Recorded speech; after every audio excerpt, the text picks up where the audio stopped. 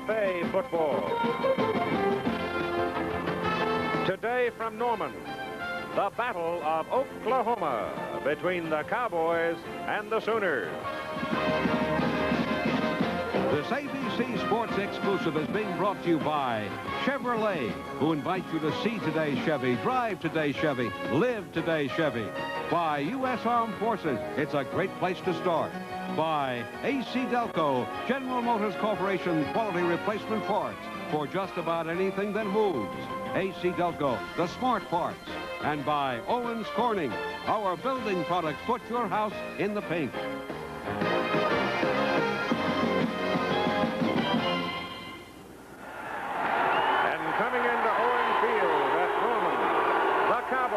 Oklahoma State with a record of 9-1, ranked 3rd in the nation. Their only loss to Nebraska. Coach Pat Jones, first season, no Oklahoma State football team has ever won 10 games.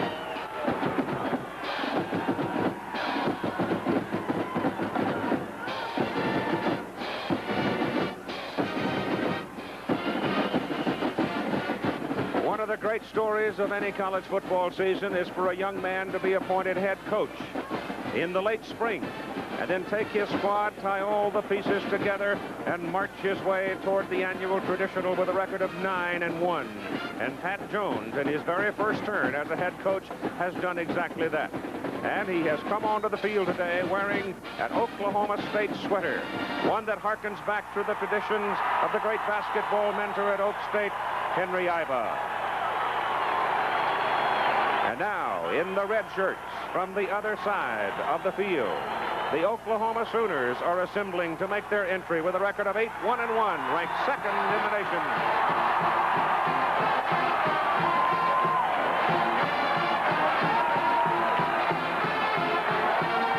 Switzer took a tumble as he came onto the field, and lucky he didn't get run over, pell-mell by that crowd. The Sooners only lost to Kansas. It is still a haunting loss. Their tie was against Texas. Barry with a record of 114, 22-4 as the head coach of the Sooners. At least he didn't pull a hamstring. And he's going to have some trouble because he's got a couple of people with pulled hamstrings. I'm Keith Jackson along with Frank Broyles. And Frank, it would seem to me that we have come once again to a ball game where we have new success in the case of Oklahoma State versus tradition on Oklahoma's side. Well, Keith, tradition means at least 7 points when the players are equal. Let's put this in perspective. Oklahoma's won 16 of the last 17, 7 in a row. No player on the Cowboy team has ever beaten Oklahoma. So what does this mean? If adversity sets into every football game on both sides, and if Oklahoma has adversity, they know and believe they can win. They've done it before. So I think it's very important that the Cowboys score first and have some early success. By this time of the year, everybody's got a book on everybody else. They know what you do under certain circumstances and normally which player's going to try to do it. But if ever there was a game where you want to leave trend, this would seem to be the day. Well, the favorite plays of each team are so known that differences in strategy would make the difference in the early goings in particular.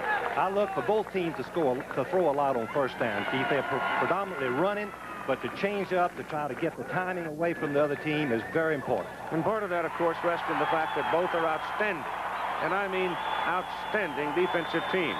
But let's turn to the two quarterbacks. Both are seniors, but they are utterly dissimilar in the kind of a game they play. Bradley of Oklahoma and Hilger of Oklahoma State. Danny Bradley is a runner, can throw the deep pass. He runs the option play, scrambles, and the success Oklahoma has today, if they are successful, Bradley will be tired. He'll be bruised and sore. On the other hand, Hilger is a rocking chair quarterback, throwing mostly from the pocket, letting the running be done by the other players. He's in command, and if they have a good game successfully, he'll be rested. That's the difference.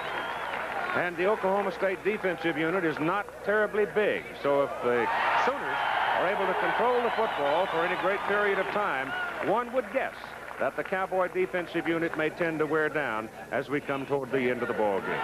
But what a day this is for the state of Oklahoma and college football at the University of Oklahoma and Oklahoma State University, which is located in Stillwater. It's the highest price ticket in Oklahoma State now getting ready to kick off here at Owen Field in Norman. Oklahoma State won the toss. They will take the second half ball, so Oklahoma gets it first. Last year, Close one. Oklahoma State almost had him, but let him get off the hook, and you can see the Sooners have dominated through the years they have played, this being the 79th meeting. In the fourth quarter, late in the ball game, Texas and Baylor and the Bears are leading. That is a final score now. Baylor has defeated Texas 24-10. That Southwest Conference situation is so tangled up, it's incredible. South Carolina trailed all day against Clemson, but now very late in the ball game, South Carolina has gone ahead of Clemson 22-21. So the Gamecocks are back up to their tricks that have carried them to great success this season, refusing to yield and fighting back until the last second has ticked off. I would expect Mike Hull, the relief quarterback, came in, Keith, like he has all year long for South Carolina. Pulled them out. Roach will kick it off. Larry Roach closing out a brilliant career at Oklahoma State, a senior from Dallas, Texas. Buster Rhymes, number 4, and Patrick Collins, number 33, are the deep people. Roach hits it, and number 79 is on between the Cowboys and the Sooners, and Rhymes, way back in the end zone, will not return it. It'll be Oklahoma's ball, first down at the 20. With Danny Bradley, a senior from Pine Bluff, Arkansas, opening. Great wishbone quarterback. Lydell Carr, true freshman from Enid, Oklahoma, 195 pounds. Spencer Tillman still bothered by a hamstring pull, 210. Darrell Weddington starts today ahead of Steve Sewell, 195-pounder. Derek Shepard is a wide receiver at 5'11", 185. And we're ready now for the first snap of the football game. Sewell may play some today, but not a lot. Unless, of course, the adrenaline starts flowing and he gets emotionally involved and can overcome a sore leg. Buster Rhymes is wide along with Shepard, and the first play is a pass upfield to Shepard, and he was very close to the first down marker. They'll put him down at the 29 as Mark Moore belted him out. Keith Jackson is the tight end, a freshman, 235 pounds. Dave Dillingham at tackle, 270 pounds. Jeff Pickett, a guard at 275. Chuck Thomas, all-conference center, 275. Eric Pope, a guard at 275, 6'2". And Brent Burks at 6'7", 270 is the other tackle for Oklahoma. And now the Sooners come up with Buster Rhymes having gone out of the ball game for the moment, and Weddington. Number 30 shifts over, a senior from Temple, Texas, and they're set up in the wishbone. Give it to Tillman. Big hole up the middle for Spencer Tillman. And he slashes up across the 35 to the 37 and a first down. James Ham, Rodney Harding, John Washington, Leslie O'Neal, and David Webb. They're down 5. Matt Munger and Ricky Adams, the linebackers for the Cowboys, with Yancey, Moore, Hudson, and Hines in the defensive secondary. Oklahoma on first down went to the pass, caught Oklahoma State, surprised them, and completed and set up the first down. You might remember that Oklahoma opened against Nebraska last week, determined to establish the fullback out of the wishbone, and so far the fullback has not seen the ball. And it is Spencer Tillman slashing over the right side, and Great Seal blocking on that side of the line from Dillingham and Jackson, and it's another first down. So it is final now. South Carolina comes back to beat Clemson 22-21. And Clemson came off probation last Wednesday. The Oklahoma defense can run, really run up and down the line. Their tackles and nose guard are 4-7 in the 40. What do you do against a team like that? You run right at them if you possibly can. They've marked him on the chalk at the 46 and just short of his first down. So he first hit the sidelines just short of it. This time they go inside with the fullback Carr, and the freshman from Enid moves it over midfield. And the Sooners now pick up the first down. Just on the Oklahoma side of the field. The Oklahoma State defense are lined up in what we would call in coaching a special defense. They've got a middle headhunter lined up right behind the center to take the quarterback, Bradley, either way that he runs with the football. They have no defensive end on the wide side of the field. Just over midfield for the Sooners, first down. In the opening possession of the ball game, this time Bradley keeps it, and the Cowboys jump him at the 45, but he picks up 5 yards. If you get 5 yards or more on first down out of the wishbone, you're going to win a football game. Wishbone teams are accused of not throwing the ball much, but when they make 5 yards, here's the comparisons of the offenses for this year. You can see they're virtually even in both running and passing, similar. But if a wishbone team makes 5 yards, Keith, on first down and 3, and here's the defensive comparisons. You can see how strong they are He'll continue on that other. He's been leading in top 10 both the key categories on defense. Bradley turns, gives to Tillman. Tillman this time is caught. Number 80 stepped in there, John Washington, along with Matt Munger, number 90, and they bring him down short of his first down. They'll be looking at third and about 2. One of the things that Oklahoma is likely to do, they've already shown the tendency of running away from Leslie O'Neal, the great defensive lineman, number 99, the right tackle. Each play has been run away from him at Washington and Harding on the left side, who are not quite as strong physically. Do not want to challenge Mr. O'Neal because he's one of the best in the nation. Third and 2. Tillman. And he has the first down as he reaches the 38-yard line of Oklahoma State. Again, it's Matt Munger, but it's impressive the way the Oklahoma offensive front is getting the surge against the Cowboys. Here's the graphic that is so important. Tillman and Johnson, freshmen last year, rushed for 2,035 yards. This year combined, they've rushed for 420.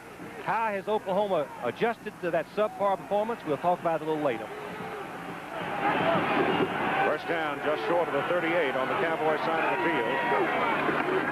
Bradley fumbles the football, and it is recovered by Keith Jackson, the tight end. Seeing the ball come loose, goes back behind the line of scrimmage and covers it at the 43. I don't know what Jackson is doing back there. At the bottom of your screen, 88, he's coming in to block. He's blocking the end to the inside, takes him on in with a beautiful block. Good thing he's such a good blocker because it takes him right to the football. His momentum takes him right to the football for the recovery. Carr knocked the ball out of Bradley's hand. Some penetration, it looked like, Keith, that caused the faulty ball handling. No, Carr just hit his arm. Oh, did he? Yeah. It is second down and close to 15. Ball goes to Tillman, get him out there one-on-one, and Spencer trying to cut it back inside. Loses his footing on the artificial surface and goes down right about the line of scrimmage. I asked Barry Switzer, how has he made up for that subpar performance of Tillman and Johnson because of the injuries? He said they have done a better job of disciplining their offense. Fewer fumbles, fewer turnovers, interceptions, and fewer penalties. The key, they've cut their penalties, Keith, in more than half. Last year in this ball game, they had 15 penalties and 6 turnovers. It is third down and still 15. Oklahoma State does not have a center fielder right now. Bradley straight back. Pressure's on him. They got him by the coattail, and down he goes, Leslie O'Neal, number 99. And he got him back across midfield. The blitz was on. Third and long at the perfect time, ideal time to rush Bradley. 99, O'Neal runs a 4.7. One of the best tackles we've seen play not only this year, any year. He stays after Bradley and throws him to the ground. Mike Winchester is in to kick, and Bobby Riley goes deep for the Cowboys. Standing back at his 15. Bad kick by Winchester. Wynn knocks it down. May have been tipped a little bit. There was pressure there. The ball trickles out of bounds, and Oklahoma State's going to come out of this with pretty good field position up on their own 29-yard line. Possession now from their 29 as the Oklahoma defense stops the Sooners. And Rusty Hilger sets him up with Thurman Thomas and Kelly Cook lined up behind him out of the I formation. And they go to the run on the first play and give it to the I-back, the freshman Thurman Thomas from Missouri City, Texas. And he's in there for about 7. There's Rusty Hilger, a senior quarterback, 6'4", 205. There's Thurman Thomas, who just carried the ball. Will Timmons was listed to start, but instead Kelly Cook is in there at fullback. Jamie Harris is wide receiver at 5'10", 170, and Malcolm Lewis, 6'3", and 210. And there's Pat Jones, who has already become a remarkable story this football season. Second down, call it 3. Get it back to Thomas. He is hit right about the line of scrimmage. Surges ahead, but he is still going to be a half a yard or so short of his first down. Barry Hanna's the tight end, 6'2", 230. Paul Blair, 250 pounds. Ralph Pardita at guard, 255. David Tucker, the center, 270. Derek Burton, the guard, is 270.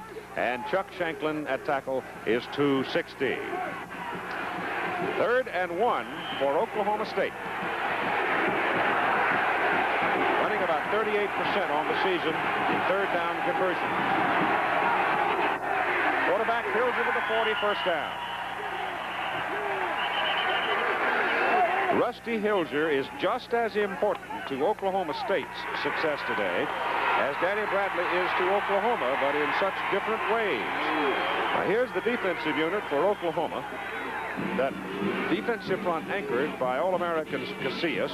The linebackers are young but very, very fast. And the secondary handled themselves admirably with the loss of Johnson and Stanberry, 2 starters who were injured in an automobile accident. It is first down for the Cowboys, so both teams are able to pick up a first down in their first series. Hilger goes to the pass. A little swing thrown out there to Thurman Thomas. And Thomas turns it upfield for 9 yards. The best thing that Oklahoma State does offensively is control passing, throwing the ball close to the line of scrimmage. Hilger has only thrown for 4 interceptions. Yes, only 4 out of 214 attempts. When you throw the ball behind the line of scrimmage, your defense depends on making good tackles to hold it to a minimum. Oklahoma couldn't do it. 9-yard gain. Hanna and Dillard now are in, pair of tight ends on 2nd down and short yardage.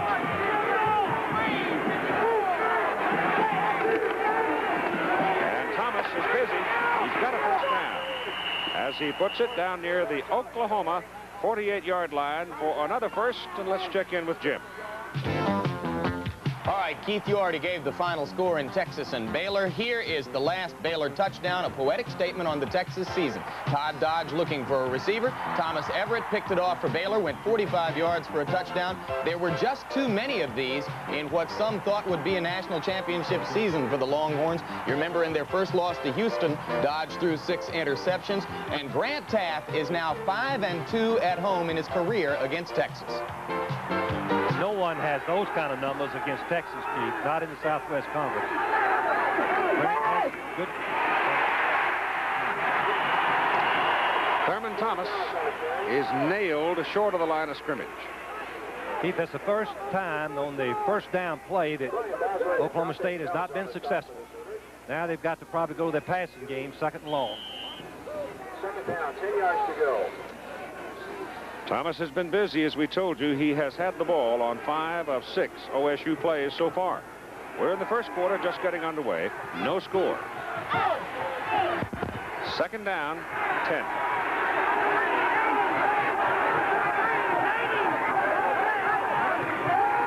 Hilger back, short drop, and tries to hit number 8, Lewis, coming across on a short pattern. And there were red shirts all over the place. Sonny Brown, strong safety, was the principal defender on the play. Hilger is changing the play at the line. He sees the coverage, and then Oklahoma, after the audible, drops back into double coverage. So the Oklahoma receivers were covered beautifully there. Brown, number 8, was right there. The ball is deflected in the air. Some of the Oklahoma players didn't know it. Otherwise, it could have intercepted it. He didn't have much yardage on the play, even if it had worked.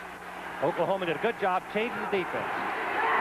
Hilger back on a deep drop, goes deep with the ball, and his receiver, number 83, broke off the pattern, Jamie Harris.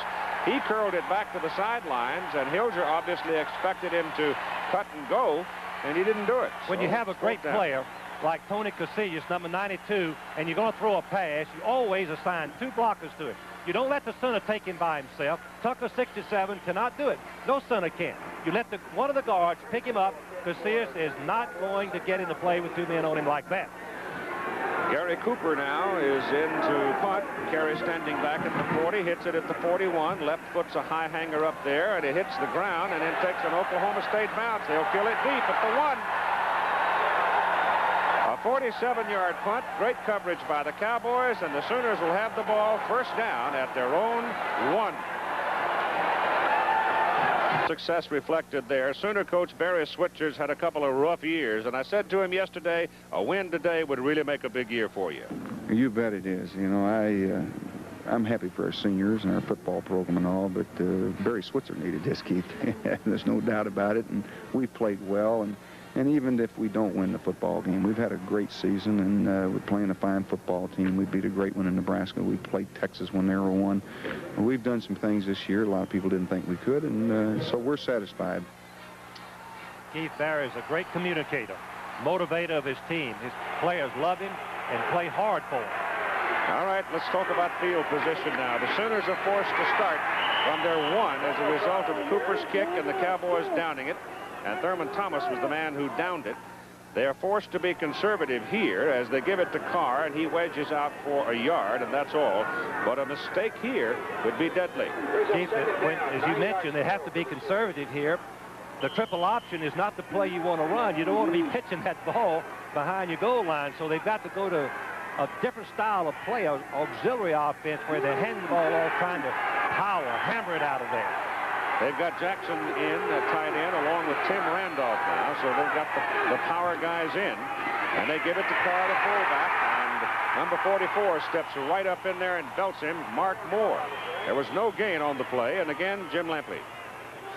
And Keith, today's South Carolina win might have been the most impressive Gamecock win all season. They trailed for the entire game, scored on a Mike Hold run with 54 seconds to go. The change today was that Hold went all the way. Mitchell did not start as he had before the loss to Navy. This victory, of course, is only going to make last week's loss to Navy even more painful for Gamecock backers. They could have been number 1, Keith. Yes, they certainly could have. Well, they've had the best year they've ever had. It's already been mentioned, and Joe Morrison and his staff are certainly to be congratulated and praised. 3rd down and 9 for the Sooners now at the 2. Here comes Carr. They let him get loose, but they get him just short of the 1st down. They drop him at the 10, and it will bring up 4th and 1, and the big freshman almost popped it out of there. Carr, the fullback, and that's a tough role to come in as a freshman, as Keith already mentioned. There he is, number 45.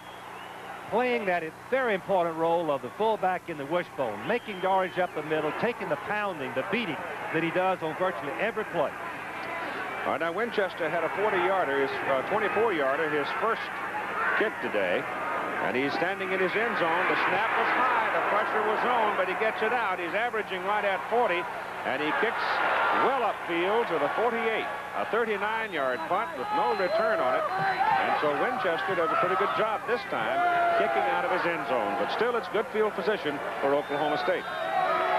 Of Sooner punter Mike Winchester here as Wendell Yancey bears down on him, but he gets it out of there. In kicking the ball, you want to get the punt off in 2.1. The snap was high, Keith, and by the time the kicker catches the ball, pulls it down, takes about another 0.3 of a second, and sometimes those get blocked. All right, here are the Cowboys on the Sooner 48, 1st down. It's Charles Crawford, the big eye back, and he does get around the corner somewhat. Crawford is 6'2", 230, a sophomore from Bristow, and according to the coaches, had his best week of practice all season this week, but there he picks up only 2. Here are the Cowboys winning his teams. You can see that they're 9-1. They have a chance for the first time, either in this game or in the bowl game, to win 10 for the first time. 2nd down and 8 for the Cowboys, just short of the Oklahoma 46. They've got a 6-man front up there wearing red defensively. He'll do that little swing out there, and it doesn't work this time. Great defensive play. The little swing pass is thrown out to Jamie Harris, but Tony Rayburn, who has stepped in to play when Andre Johnson was hurt, and boom, boy, did he make a great play. Here's an interesting score, Keith. 17-10 now, number 1 Brigham Young over Utah State. Well, Penn State, I know, had a letdown after the big victory by Notre Dame last week. Well, that's a big one going. Houston is still fighting for part of the championship in the Southwest Conference. They've only lost two times. 3rd down and 15 now as Hilger drops back to throw. Goes down the middle with it and misses his man. The pass was thrown hard, intended for Terry Weimer, the split end. And Oklahoma State is unable to take advantage of their field position in this possession, and so they'll have to punt it away. Maryland winning the ACC today with that victory over the Virginia Cavaliers. Buster Rhymes and Sonny Brown go deep now for Oklahoma, and Kerry Cooper is in. That's Kerry, not Gary. He's punting with a pretty good wind, maybe 10 miles an hour. He shanks one, and it takes an Oklahoma bounce. And here's what can happen to you now. They had Oklahoma pinned up on the 1-yard line. They kick it out. They take it on a 48. And now he shanks 125. And the Sooners have good field position. This past June, Pat Jones was named to succeed Jimmy Johnson at OSU. I asked him if he'd had time to assess what a great year he's had. I've been numb ever since June the 8th when Jimmy took the job at Miami, and I got this one. All of a sudden, here we destroy Arizona State, and from there on, here it goes. So, no, I haven't had time to sit back and savor anything. But he will. He's proven himself, I repeat. He's really worked hard to get to this stature in this place in college football. From the 28, Oklahoma goes to work now. First down. Bradley gives the ball to Tillman. And Spencer Tillman, with that slashing quickness of his, is close to a first down. The Oklahoma coaches decided during this week if they're going to run at Leslie O'Neal, they're going to run power plays, nothing quick. They're going to try to double team him. The same strategy that Oklahoma State is using against their great Oklahoma's All-American, Casillas. It is a first down, dead even with the hash mark at the 38-yard line. Cowboys holding their 52 defense right now. Bradley on a little delay gives it inside to Damon Stell, a freshman from Oklahoma City. Stell hits the ground. The ball is dead. Is called down. Yes. One official called it down. They're arguing about it now. They're shaking their heads. Nope, they're letting it stay. Ball is down at the 49 for another first down. So the freshman from Oklahoma City, Damon Stell, picks up 11. It's the reverse play, kind of a counter play, and you can see the trap. A big hit coming up right there. I guess that's Moore, 44? Yep. Boy, did he put a headgear on him. He was down. The ground caused the fumble. The play is over. The misdirection caused Ricky Adams to run right past the play, too, the linebacker. That's what made it work. So on first down, they turn, give the ball to Spencer Tillman, and he gets whipsawed after 2 yards, maybe 3, close to the 48 of Oklahoma State. Matt Munger coming in for the tackle. Matt Munger's an interesting story. Probably the best walk-on that's ever come to Oklahoma State. Worked his way up, plays way above his ability. Not that fast, but gets in a lot of football, a lot of plays. He's had 159 tackles this year.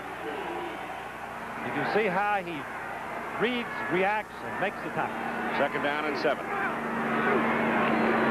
Bradley back to throw. Got a man wide open down the middle, the tight end, Jackson. And they gang up on him and bring him down at the 24 of Oklahoma State.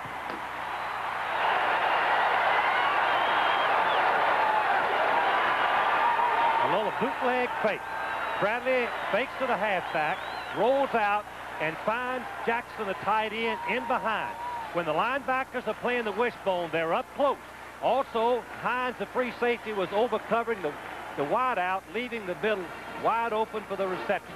Oh, he's a big, strong one, isn't he? 235 pounds, and he runs before 640.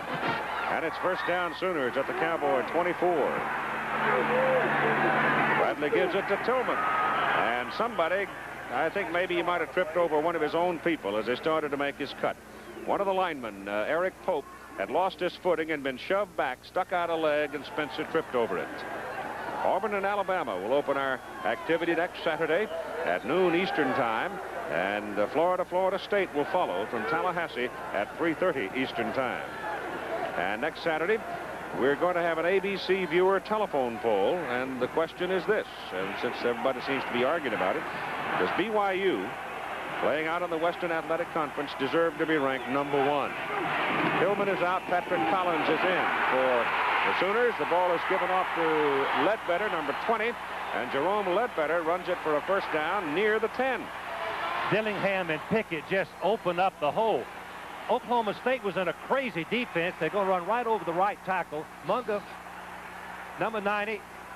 You can see a perfect block right there. 71 Pickett rolls up the linebacker, and when the fullback Ledbetter has the ball, you block the linebacker. The end runs out for the option play. Look out, you're in trouble. Ball is just short of the 10, where it's first down for the Sooners. And Collins and Stell with Ledbetter now in the backfield. These Oklahoma State linebackers so deep, I don't see how they stop anything. Give the ball to Stell, the 190-pounder. And he pops through there. We did not see him at all last week against Nebraska. Coaches had told me Weddington was going to play most of it right halfback, a fifth-year senior, as we look at Mervyn Johnson, the assistant head coach at Oklahoma. But Weddington was a special teams player. So many injuries in the backfield. You have to give this Oklahoma team a great deal of credit, as they have stayed ranked number 2 with a rash of injuries, both defensively and offensively. Time about gone first quarter. Tillman comes back in. And lines up now as an I-back. He's got it. And he's down to about the 6-yard line. So they may get one more snap, but they'll have to be quick about it, and probably not. As we wind down the first quarter of play, Leslie O'Neal made the stop on that last play for the Oklahoma State Cowboys. The Oklahoma State Cowboys linebackers are at least 5 yards deep, even though the ball is resting inside the 10. That's surprising. They're taking the time to run down the clock and end the first quarter with no score, while Bradley and Coach Switzer have a talk. Second quarter of play in a scoreless ball game. The Oklahoma Sooners have it on the 6-yard line of Oklahoma State. The 9th play of this possession is 3rd down and a long 5.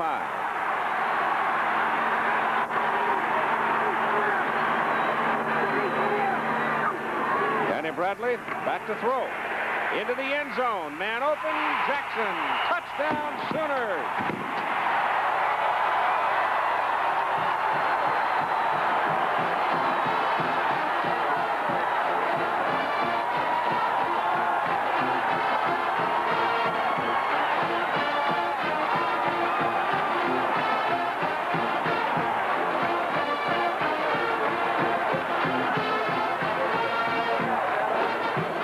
Tight end has become a primary weapon for the Oklahoma Sooners.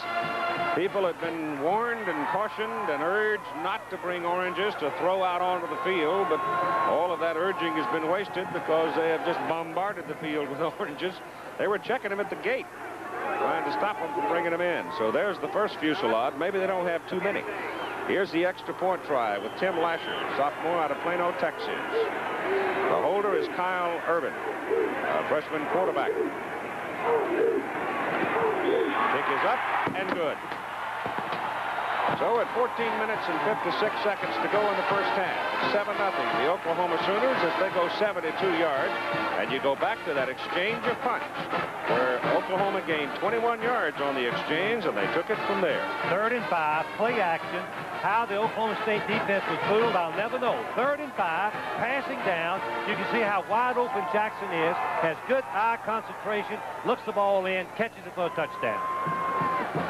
Rod Brown was totally out of position, the strong safety, and he's got to go with a tight end. When the tight end just released, Jackson just released off the line, and the safety, as Keith mentioned, should have picked him up. The Aggies out to a 20-7 lead over the Horned Frogs at halftime, and TCU may be down just a tad after their struggle of last week. There's that Southwest Conference standings look. Boy, I tell you, you try to figure that thing out. Well, Arkansas and SMU play tonight. One of those will have at least another loss or a tie. So it will leave, and Houston can beat Texas Tech. It will leave 4 teams tied for the championship. The Liberty Bowl's affected. Obviously, the Cotton Bowl's affected. The Bluebonnet Bowl's affected. I don't know who else is Aloha affected. Bowl, too, Keith. We'll go over that a little bit later. Yeah. I don't want to. It's too complicated. I got enough trouble with this football game. Low driving kick that'll take a big bounce and go well back into the end zone, and there will be no return by Bobby Riley. And so the Cowboys will come out and start to work at their own 20. A little adversity for the Oklahoma State team, something we talked about earlier. Tradition of Oklahoma moving down the field, 9 plays, 72 yards, in for the touchdown. Now the pressure is really on this offense. Here's Keith Jackson, 6-yard touchdown reception. Oklahoma State needs to gather themselves, leadership. One thing that you have to have in adversity situations is good leadership, good seniors. Hilger has to pull them through. They'll start with Thurman Thomas and Kelly Cook. Cook being the up back and Thomas the deep man out of the I formation. Hilger gives it to Thurman Thomas. And Thomas has 2 out there near the 22 before he is tumbled back by Sonny Brown, number 8. Well, the Oklahoma defense is really outstanding. And the amazing thing is they've lost 4 starters because of injuries and automobile accidents. 2 outstanding players, but the heart and soul of the defense is the nose guard, Casillas, and the linebacker, Bosworth. You really have to account for them with 1 or 2 people every time. Here are some of the injuries that have happened this year that Oklahoma Sooners. Back goes Hilger on 2nd down and 8. Tries to drill one. He tried to force it to Riley, and he's very, very lucky he didn't come out of there with a turnover. Troy Johnson, number 80, shaken up. You can see how well covered Riley is, number 1. Good push, legal. And he throws the ball right to Rockford, number 2. Johnson, number 80. Actually, right Johnson spoiled the interception, probably. A penalty flag on the field. It's against the Cowboys.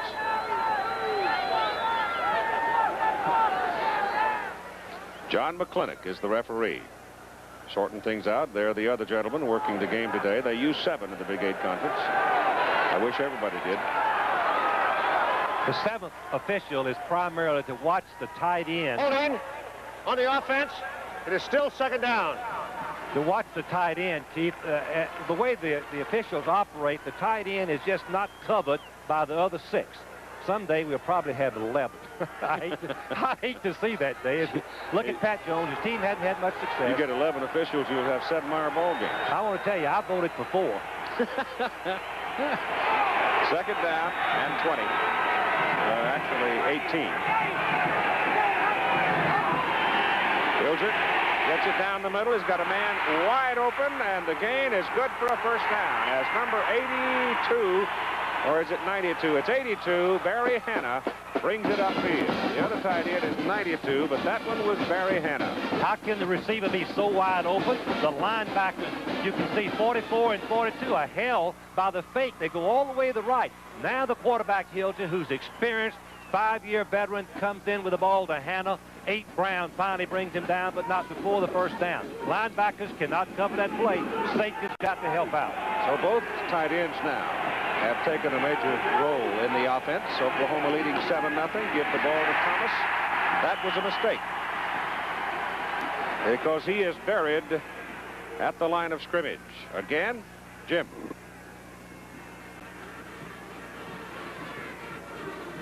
Next week. Here is the latest BYU touchdown. First touchdown pass of the day for Robbie Bosco, who twice in this game against Utah State has been shaken up. It's now 24-10 BYU near the end of the 3rd quarter against 1-9 Utah State. Back to you, Keith.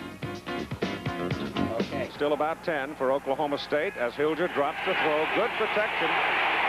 Now he finally forces one upfield, and lo and behold, it is completed. Great throw, drilled in, but a greater catch by Harris because there were 2 Sooners right there with him. Harris coming back to meet the ball is the only thing that prevented the interception and allowed the catch. Harris, 83, a big league receiver. And watch him come back to the ball.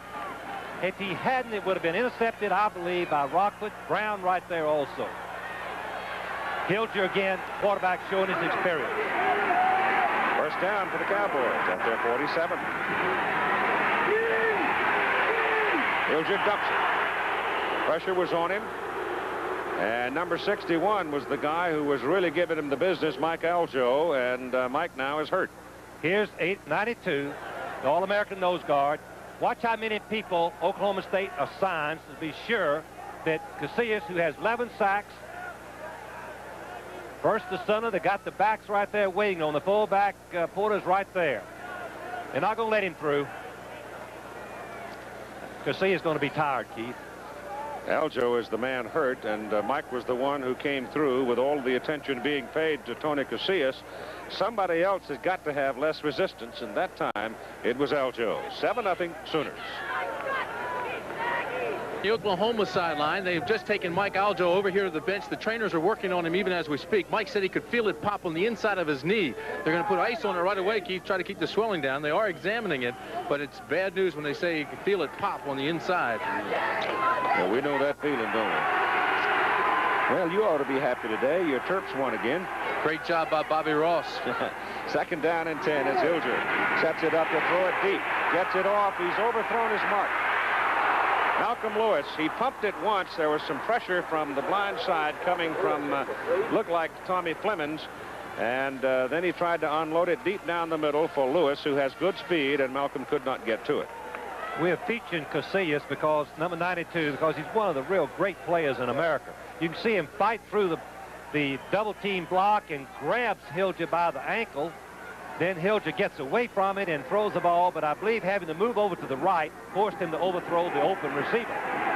Flemings was the big guy coming on a full march, and he got it away just in time. And it's 3rd down and 10. Hilger looks again. Down he goes this time. And this time Tommy Flemings got it. See, that's what happens when you get preoccupied with one player on the defensive front. That opens it up for somebody else. Steve, that's a good point. When you double team Casillas, you're leaving the tackle single block, and that's exactly what happened. Flynn comes all the way around Burton, the left guard, and makes the play. Extra effort by Flemings, number 93. And Cooper is in to punt. 47 and 25, and 2 kicks. Into the wind, and it hangs it up, and a fair catch is called for Oklahoma at the 33. 31-yard punt. Sonny Brown made the catch, and that's where the Sooners will go to work. Getting to be quite gray here as the clouds move in. ABC's NFL football this coming week, 2 games.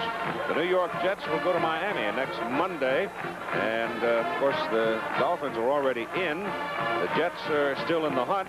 Washington still in the chase. Will be playing Minnesota on Thursday night, both games at 9 Eastern time here on ABC. From the 33 now, 1st down for Oklahoma. And this is Lydell Carr. He is grabbed by John Washington, the middle guard, number 80, but his leg drive gets him 3 yards. Seldom do you see a middle guard numbered 80, but Washington was a defensive end, moved into the middle guard position, and has solidified this great Oklahoma State defense. Has been so successful all year long. It would make our life a lot tolerable if they just assigned numbers and positions and kept them that way. And let the press box be a little closer to the field. Only 22 stories. Oh, at least. 2nd down and 7. Bradley coming down the line, delivers the pitch out to Spencer Tillman. And Tillman turning it upfield is going to be a couple of yards short of the 1st down. In talking to Spencer Tillman yesterday about his pull muscle and his struggling year, here's an idea of where we're up on top. Well, not on the very tip top. But Tillman was telling me yesterday that since he can't practice, it's hard to get the timing. Pull muscle, he's never able to run full speed in practice. You're always fearful that you'll injure it again. And so he goes through practice just kind of loping and gets in the ball game, but he's made rush for 45 yards today. Got it again, but whistle stop him, and there's a penalty flag fluttering up from one of the linesmen on 3rd down and about 2. And when we speak of Spencer Tillman, we speak of an all-conference football player as a freshman last year, rushed for over 1,000 yards. Penalties against Oklahoma, an illegal procedure call, and Tim Brandt now confirms that Mike Aljo is gone for this ball game because of the knee injury. Mike Aljo was playing the defensive end against the run. False start on the offense. Troy Johnson would come in against the pass, so that is the same position that Murphy, the great all-conference player, started the season and was injured against Pittsburgh and is going to be redshirted for the year. He's available, however. This is his 4th year. He could go on if he wanted to, but he indicated yesterday that he wants to come back.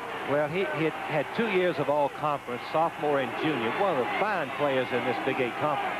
3rd down and still 7 as Bradley wings one complete. And it is good for the 1st down at the 46. Derek Shepard, the sophomore out of Odessa, Texas. Mark Moore brought him down. When you play against the wishbone, most of the time you'll draw one-on-one coverage. People ask me all the time, why don't you double cover the wide receivers? Well, if you do that, you take so many men out of the running game that you cannot stop the run. So single coverage, Shepard too fast, good fake deep, and then open for the short reception. Bradley is now 4 out of 4, 48 yards and a touchdown. And the Sooners at their own 46, 1st down. Tillman trying trying to get to the outside and can't do it. Ricky Adams, linebacker, found his way through the traffic and brought him down after a yard. BYU's having a little bit more trouble than we might anticipate. Utah State, as Jim Lampley mentioned, has only won 1 game this year. 10 yards to go.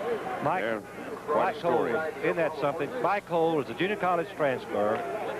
Started his first game today. Pulled his team from behind. South Carolina won a big one. 2nd and 9. Bradley gives it away. Mr. Tillman can't turn it upfield. That's good pursuit. Mike Hudson, number 10, was there, but so was 99, Mr. O'Neill. Mike Hudson, number 10, is the hit man. The reason that Oklahoma State's playing a somewhat different defense, Hines, the free safety, is not a good tackler. He's a former quarterback, and the free safety against the wishbone has to make the big play, so they've got another hit man. Hudson is lined up right behind the center, and he is mirroring Bradley, the quarterback, and runs with him each direction. We go inside 9 minutes to go in the first half. Oklahoma 7, Oklahoma State nothing. Again, you see how deep the linebackers are. Bradley back on 3rd and long. Penalty flag thrown. Pass is overthrown to Derek Shepard, who was all by himself. The Oklahoma State defender had fallen down, and Shepard was alone. Mark Moore lost his footing. But let's see about the penalty flag. See if it's truly what might have been. Well, Keith, once again, we saw the Wishbone's passing attack having a chance Oklahoma, for a so it had touchdown. wiped it out anyway. I believe that I'd decline it. Make them punt the ball. No. It's against Oklahoma. Oh, it's offsetting. Here's Shepard, number 3, giving a little fake, and as Keith mentioned, Moore, number 44, gets his feet tangled up. Something a defensive halfback had better not do. Here's O'Neill, number 99, watching. They're holding him. Number 71, it appears, yes, Pickett grabs a hold of him and pulls him down. Cannot do that. So they had offsetting penalties, and now comes the offsetting penalties. They replay the down, and Switzer is yelling bloody murder. Look at him out on the field. He's trying to call timeout, and he can't get anybody's attention. It's 3rd down, offsetting penalties, and the punting team's out there, so there's a mistake on the part of the Sooners. Barry trying to get a timeout, but the kicking team was already out there. I'm not sure. Barry has the option of calling timeout. He can insist for a timeout. If he wins the argument, the timeout doesn't count against him. If he loses it, it's one of his timeouts. We'll be right back and see what happens. Well, Barry Switzer still stomping around on the sidelines. It was 3rd down on offsetting penalties. The kicking team was out there, and he didn't want him to punt. He wanted to run the extra play. But he couldn't get anybody's attention, and he couldn't get the officials to acknowledge his request for a timeout. So they kicked it. Here's Oklahoma State, first down at its own 14 after a 40-yard punt. And they give the ball to Thurman Thomas. And Thomas is turned upside down at the 17. Running right at the middle of the Oklahoma defense is very difficult. You have 2 outstanding linebackers in Miliazzo and Bosworth, and the great middle nose guard in Casillas. How about not only difficult, but you just ain't going to do it? No, you have to just try to run in just for some residual benefits maybe, but you're not going to make much yardage. Oak State averaging just over 3 yards on first down. Here's that little swing pass now to Thomas coming out of the backfield. And Thomas is held a couple of yards short of his first down. So it'll be 3rd down and short. Here's Tim Brent. Keith, I was just talking to the Oklahoma personnel trying to find out what the discrepancy was on that punt. The situation was one official said it was offsetting penalties. Then the referee came over and said it wasn't. It's 4th down. So Barry thought that it was 3rd down, tried to get a timeout, but then they settled it, said no, it's 4th down. So Oklahoma was right to punt. Sonny Raver and Sonny Brown depending on that Well, I play. clearly saw him indicate offsetting penalties. Offsetting penalties, you replay the down. But apparently it wasn't that in total fact. 3rd down and a yard and a half. And Hills is going to put it up on 3rd and short. I rephrase that. He was going to try to put it up. But there was nobody downfield to throw the ball to. He just simply had nobody. He only had 2 people downfield, and they were both consumed by the Sooner secondary. And so Oklahoma State now is forced to punt into the wind, and the Sooners should come out of here with very good field position.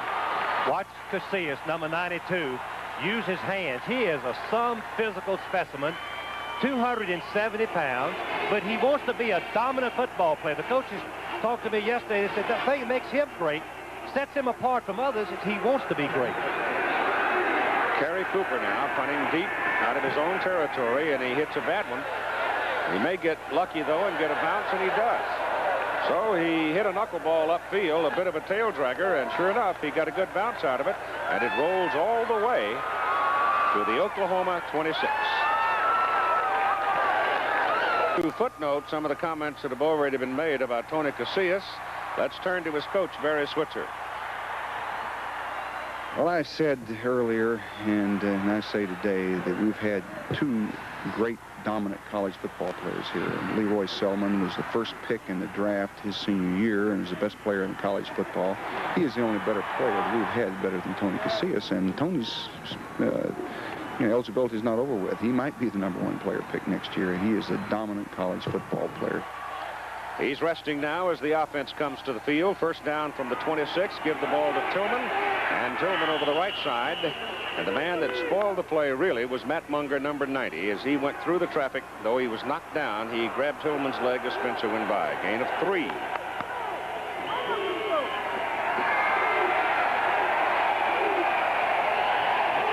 "7-0 the Sooners. With 6 minutes to play in the first half. The winner goes to the Orange Bowl. The loser goes to the Gator Bowl. The winner gets a share of the Big 8 Conference Championship and the possibility of remaining a national title contender." Bradley on a bootleg, looks to throw, hums it to the sideline. Shepard caught it, paid for it, but he's got a first down at the 39. Mark Moore, the sophomore from Nacogdoches, Texas, brought him down. Moore made 2 great interceptions against Nebraska, but Shepard is just too quick. He's giving him a big cushion. Then want to give him the ball, make Oklahoma go the hard way. Short passes if they're going to throw the ball, nothing deep. Here's what Shepard has done: 19 receptions, 13 yards per reception average. I tell you that Mark will hit you, won't he? Yes, he will. Mark, they say he's one of the best young defensive backs they've ever had at Oklahoma State. On first down, Sooners send a man in motion. That's Tillman. Give it inside. Carrying the ball, Jerome Ledbetter. And a penalty flag thrown on the sideline. He's close to a first down. I thought I saw the yellow towel go sailing through the air, and I did. Lydell Cars, the freshman, is getting help at fullback by Ledbetter, number 20, who weighs 225 pounds. Kind of a good change of pace, Keith. Lydell Cars fast. Ledbetter is powerful. Takes 2 fullbacks in the wishbone. Every wishbone coach has told me that if you got 2 good fullbacks, you're way ahead of the game in the wishbone attack. Probably an inadvertent face mask here. A face mask penalty, 5 yards, first down. So the Sooners are on the Cowboy side of the field again. See the grab right there. Moore. About the only way he got him down. I think he'd have missed the tackle if he hadn't had the face mask. Collins is in. Tillman is out now for the Sooners. The ball at the Oklahoma State 46. And back goes Bradley. And he loops one to the sidelines, and a good play by Mark Moore. Slaps it up over the outstretched hands of Derek Shepard.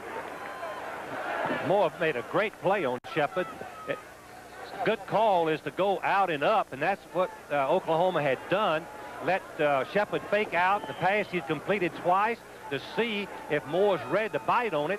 He shoved him so that Shepard went out of bounds, pushed out of bounds. He can come back in and catch the ball if he enters the field immediately after the push. Second down 10.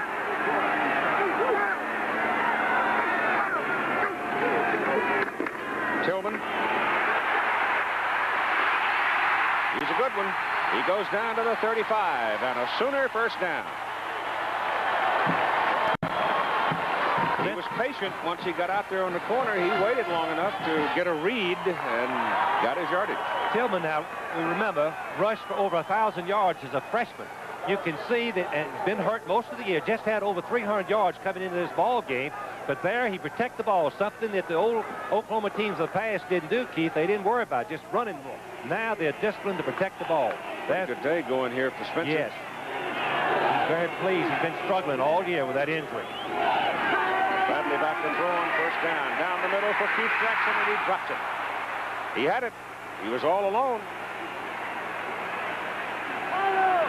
Bradley makes a great throw. In talking to the Oklahoma coaches, Bradley's not very good throwing short in the middle, but he's good throwing the ball deep, has accuracy. You can see he hits Jackson right there. I think Keith just kind of tightened up a little bit there. The ball was right there, should have been caught. Probably would have scored had he pulled it in. Same play that worked for the big gain in their first touchdown drive. The safety man is moving over to pick up the wide receiver deep and leaving the middle wide open. 4:27 to go, first half. 7-0 Sooners. Ball on the Oklahoma State 35, and number 63, Eric Pope jumped. So Eric trying to anticipate and get a move against Leslie O'Neal. It's called. Last year, Oklahoma had over 90 penalties, 15 alone in this ball game. This year, they've had just over 30. So you can see just over 50, I'm sorry. False start on the offense. It is still second down. I can clarify now for you officially the problem a little while ago why Barry, and there was confusion, and Barry Switch was upset. The indication of holding was in the wrong direction. There was no offsetting penalty. It was holding on Oklahoma, and thus with the incomplete pass, it became fourth down, though the marker did not reflect it. So simply an official pointing in the wrong direction. There's penalty flags all over the place now.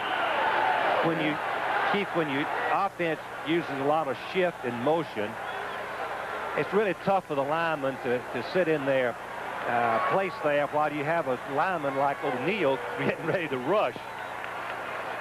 Watch the linemen are going to move while they're waiting there. Let's see which one it is. Dillingham, yeah, 99, 59, 59 is Dillingham, the right offensive tackle. Once he takes his three-point stance, he cannot move until the ball has been snapped. That is not the most comfortable position in the world.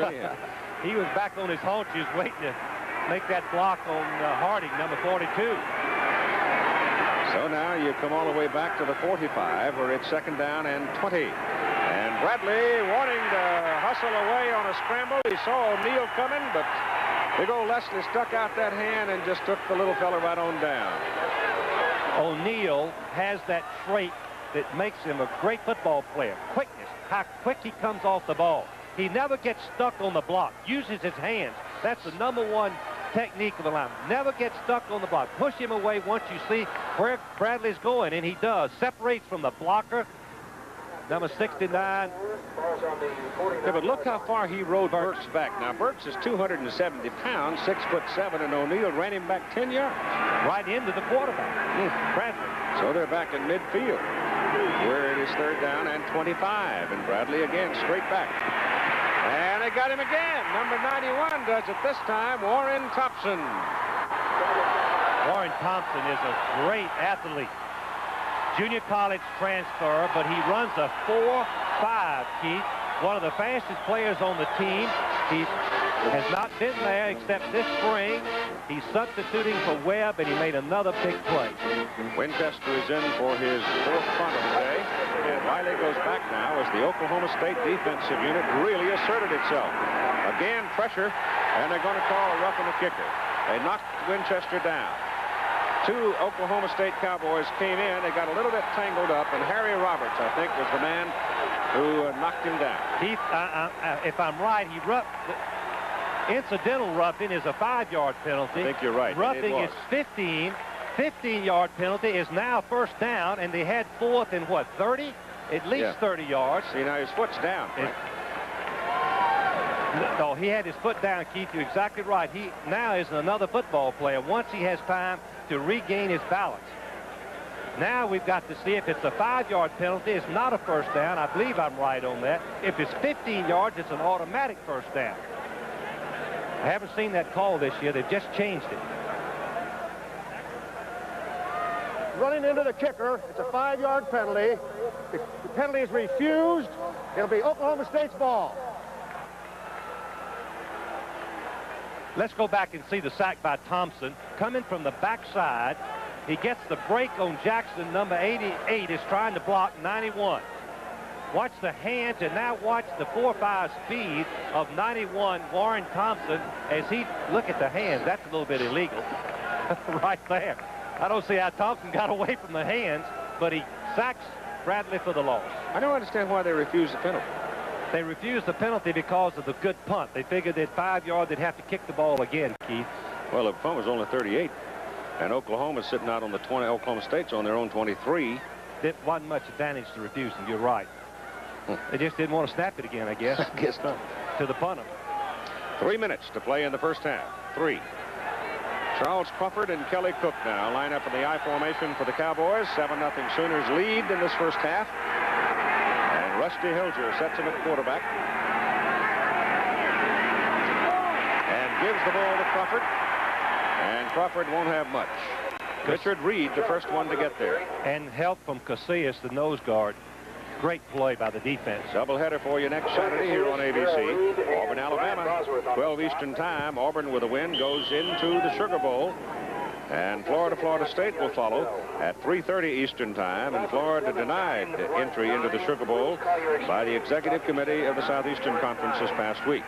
Second down and 10. Hilger, pressure from the backside. Just gets it off. Hits his man. Penalty flag.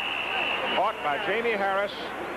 And it was Troy Johnson coming from the backside, almost got this Oklahoma State quarterback. If Harris ran into the defensive back, it's offensive interference. We've got an ineligible man downfield. On just a rollout pass, that's a tough call. And here's Tim.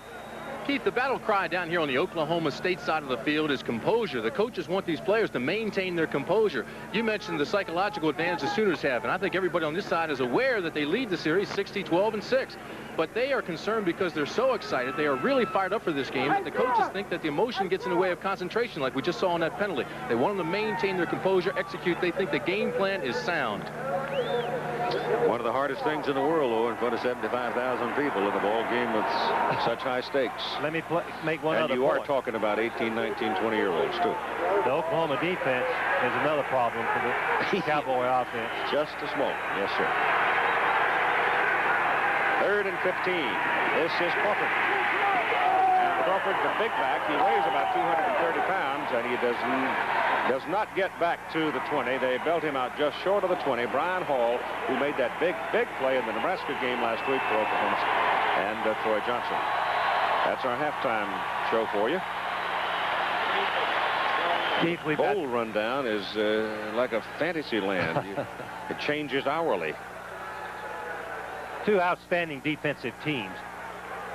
Oklahoma State Cowboys can run. Oklahoma, their defense is strong and can run. Cooper in on 4th down to punt. Hits it at his 10-yard line. Gets a good kick out of there this time. Runs Buster Rhymes back to his 36. Retreats to the 35. And they've got him at the 35. That's good coverage downfield by the Cowboys after a 44-yard punt into the wind by Kerry Cooper. Well, we've got 2:09 to play in this first half. And this is the Oklahoma football setting up their own 35.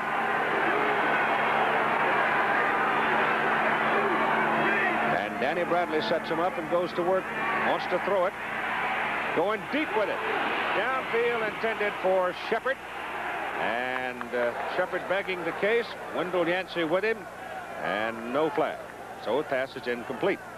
Another out and up, thinking that you try to get the back to bite on you. Yancey, number 48, gets his left arm right into, looks like he's blocking. That could have been called pass interference. Wasn't incidental, it didn't appear to me. It looked like he got his arm out in front of him, trying to hold him back a little bit. Picky. 2:03. It's a contact game, a collision sport. Not on pass interference, though. Spencer Tillman squeezes in there for about 2 yards. And the clock is rolling along now. Inside 2 minutes to play in the first half. Oklahoma looked good moving the ball in the first quarter. Got outside 2 or 3 times. Spencer Tillman making some breaks, but the Oklahoma defense, State defense, is tightened up. The Cowboys look much better this quarter. Sooners 3 out of 7 on 3rd down conversions. 3rd and 8. Bradley back. O'Neal almost got in. The ball is snapped up in the air and intercepted by Warren Thompson. And Oklahoma State is inside the 30 of Oklahoma. In a big defensive struggle, the one thing you want to avoid at all possible, turnovers. Turnovers usually decide a defensive struggle like we've seen so far in this first half. The height and the speed of the Oklahoma State down 3 linemen is a problem to Bradley, who is only a 5'9" quarterback. Let's see if we can tell what Bradley saw, rolling to the left and going to throw back to the right. He has an alley, but when he tries to throw out in the flat, Harding, number 42, gets that left pole up in the air. Washington catches it. And here comes the end around. Malcolm Lewis wants to throw it. He's got nobody to throw to. He's got to run it, and he picks up about 5. He moved the football down to the 26. That'll be a 4-yard gain. Brian Bosworth ran him out of bounds. He wanted to throw the ball deep. He had Harris down there, but Harris had a bunch of company. The ideal time for a trick gimmick play is right after a turnover, and in particular against a team like Oklahoma in this first half. 14 carries rushing for the Cowboys for a total of 5 yards. That tells you how effective that Oklahoma defense is. A minute and 16 seconds to play. First half, 7-0 Oklahoma. From the 26, the Cowboys, Hilger, quick drop, pressure inside, tries to run it out of there, gets it to the line of scrimmage and close to the 25. Migliazzo and Richard Reed bring him down. Is the winningest coach, Barry Switzer, in college football. The pressure on Hilger, as I said earlier, he throws mostly out of the pocket, which means the nose guard, the tackles, have got to apply the pressure.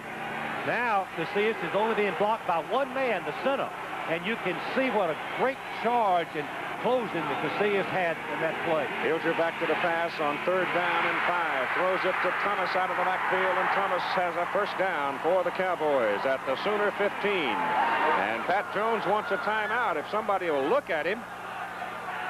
And finally, they get it. So instead, right now, of the normal campus message, the universities would rather have the governor of Oklahoma speak to you.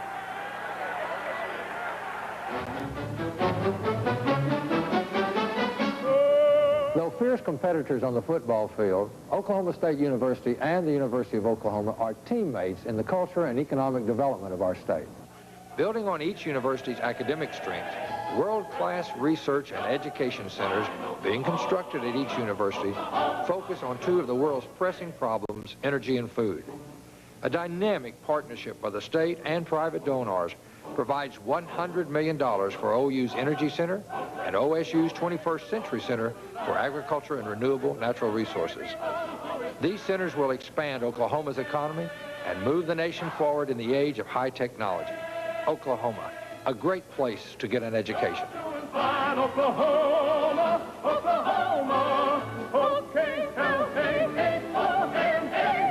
Oklahoma.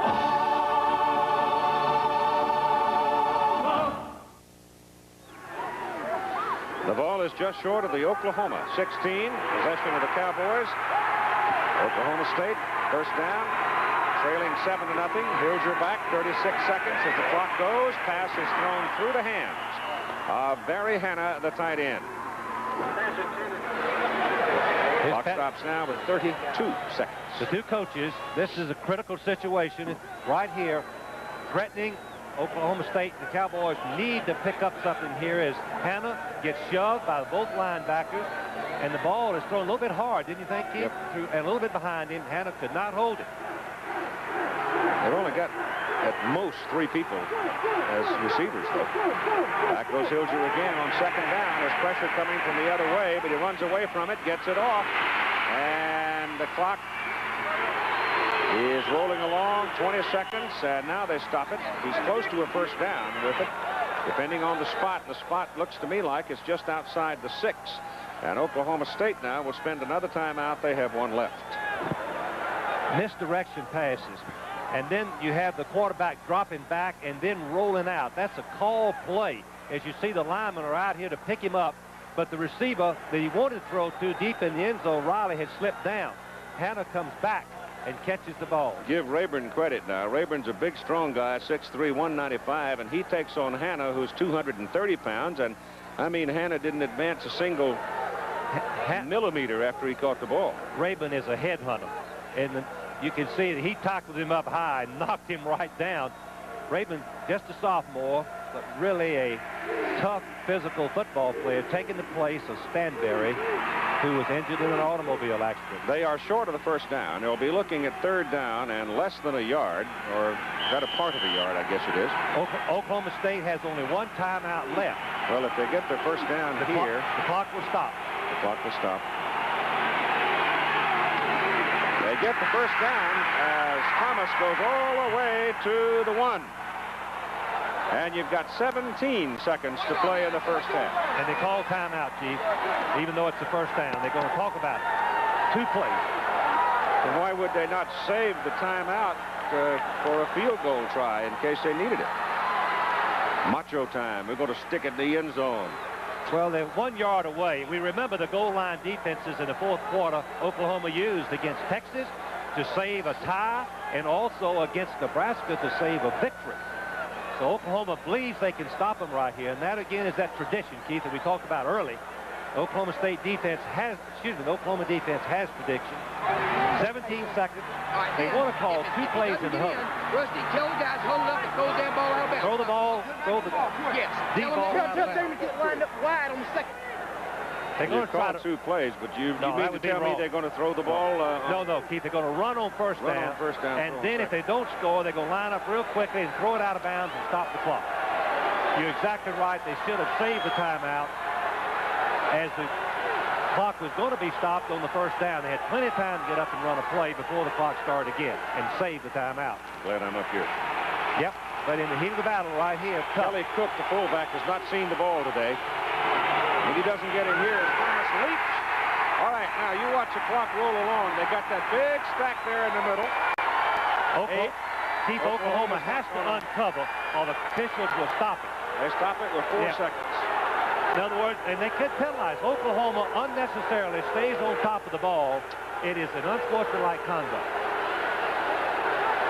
4 seconds. Hilger throws it in the end zone. Touchdown. I don't believe it. Incredible. Jamie Harris.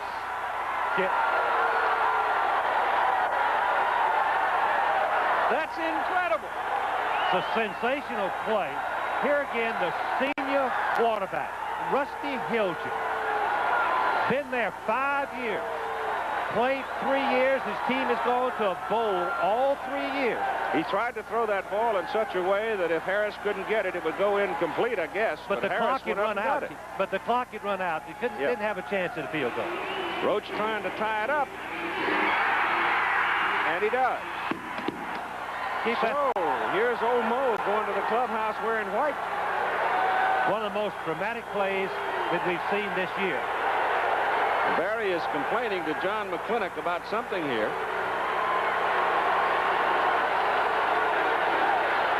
But it was, I thought for sure he would try to zip one out of reach and go to give him just the second or so for the field goal try. But lo and behold, Harris caught the lob, and Tim Brandt, here's Barry. Tell me about it. What did they tell you when you went out there, Barry?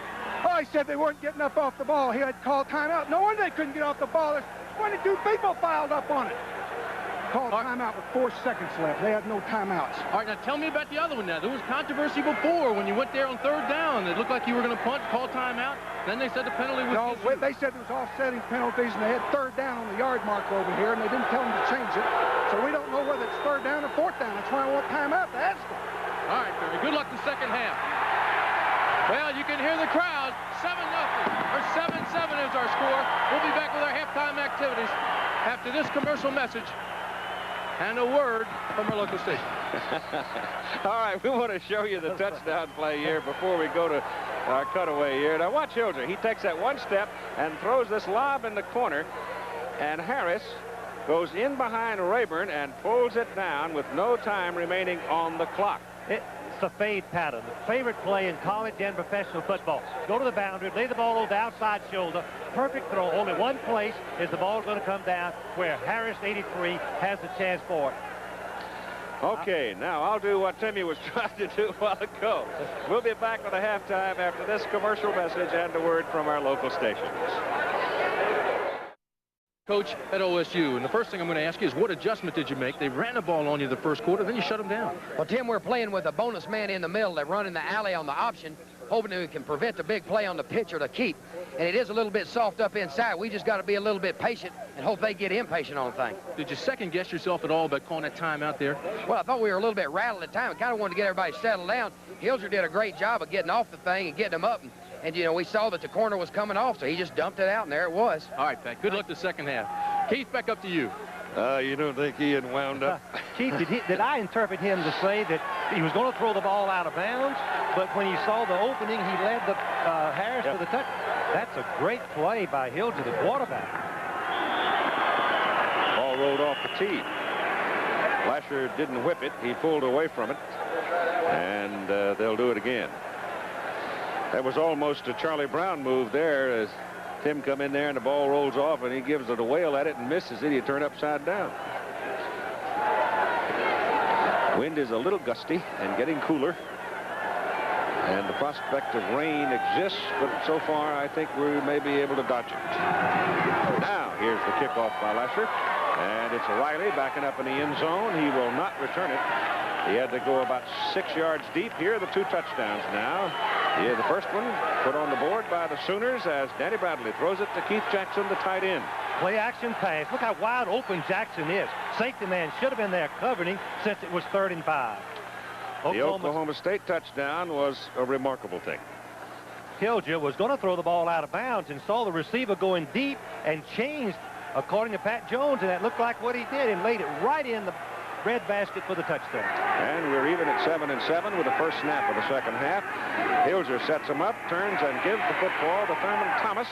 And Thurman Thomas runs for close to 4 yards. The Oklahoma defensive unit, Richard Reed, is a defensive tackle, 240 pounds. Tony Casillas, the nose guard, 270. Tommy Flemons, 255, the tackle. And Troy Johnson, the end, 215. Darrell Reed is the other end. Paul Migliazzo, a linebacker, and Brian Bosworth, the other linebacker. And Bosworth had 6 tackles in the first half for Oklahoma. It is on the 23 now of Oklahoma State, where it's 2nd down and 7 for the Cowboys. They've been averaging just under 2.5 yards on first down snaps. And I don't really think that's enough for a winning percentage anyway. Hilger on 2nd down wants to throw and does and finds his man open for a first down. That's Malcolm Lewis. He got Lewis for the first time in a ball game, and now they're going to wave it off and say he didn't have possession of it. Lewis drops the ball. The question is, did he drop it before he hit the ground? Brian Hall is the left cornerback, 6'2", 200 pounds. Jim Rockford, the other corner for the Sooners, 5'10", 180. Tony Rayburn, the free safety, 6'3", 195. And Sonny Brown, 6'2", 190. Rayburn and Brown are both sophomores. Rockford and Hall are seniors. It is 3rd down and 7 now. And you see the ball squirt out as he goes down to the ground. So he didn't have it. And Rusty Hilger's looking at 3rd and long from his own 23. He drops the ball, picks it up, throws it as far downfield as he can. Malcolm Lewis is out there. He's got it. He's loose. Touchdown. I don't believe what I'm seeing.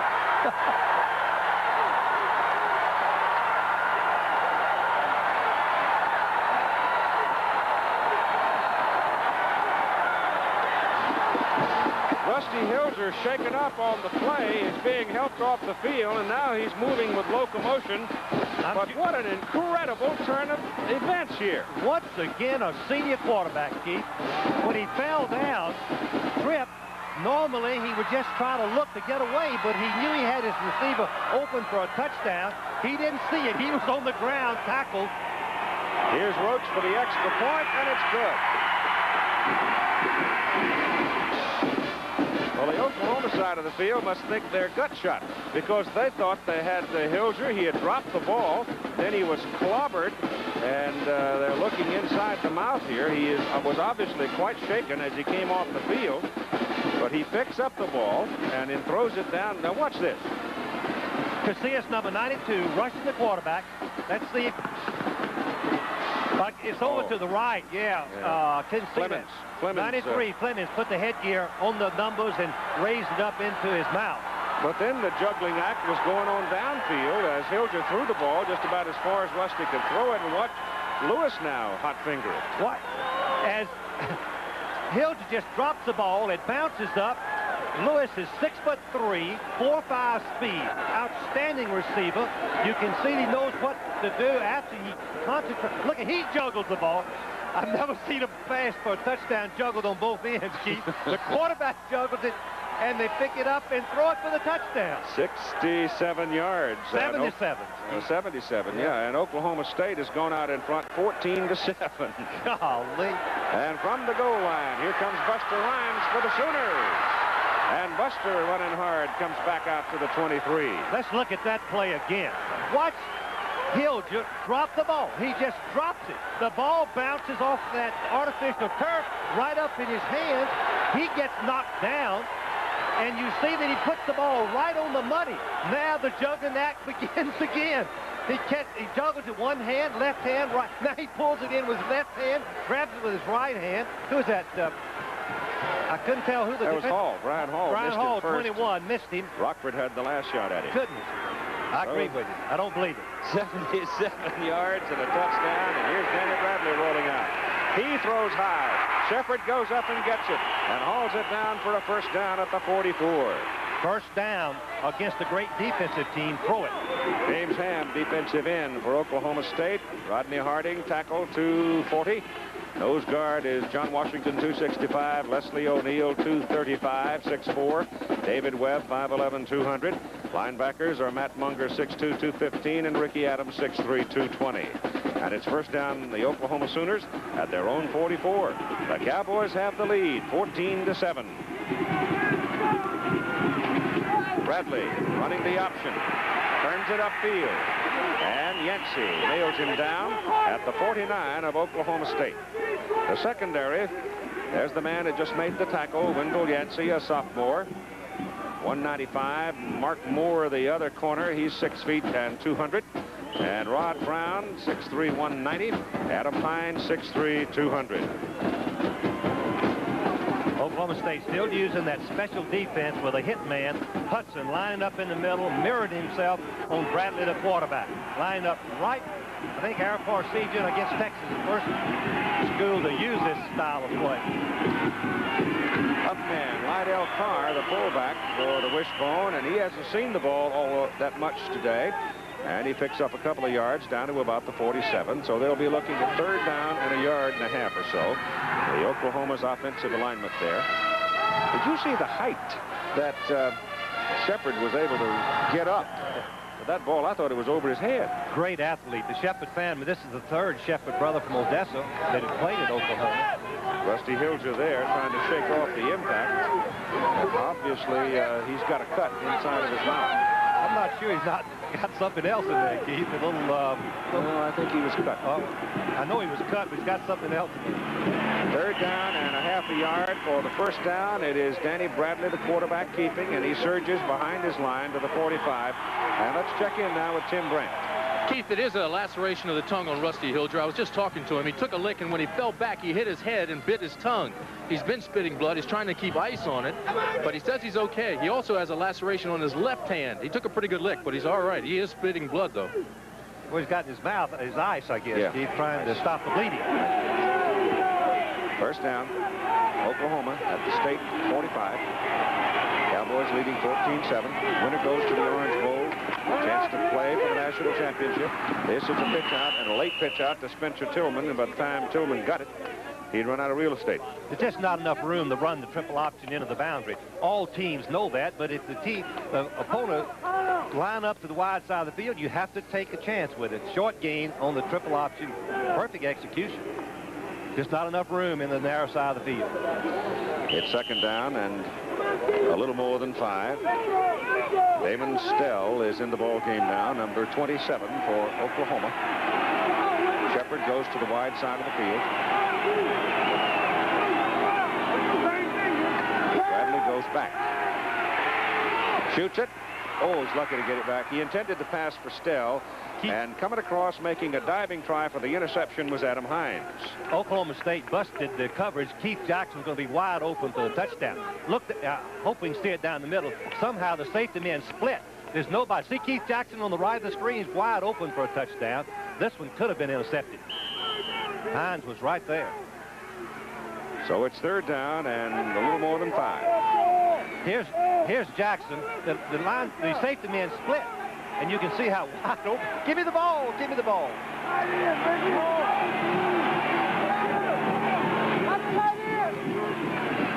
Up man.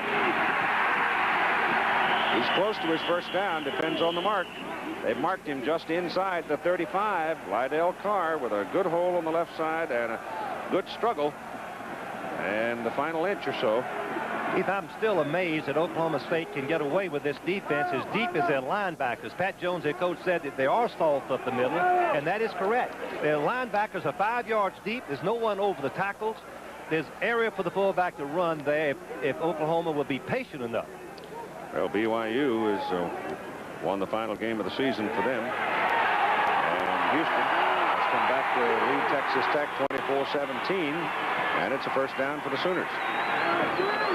A&M now trying to hang on against the Frogs, 28-21 down that muddled Southwest Conference race. Well, they've taken that one right to the last moments of the season.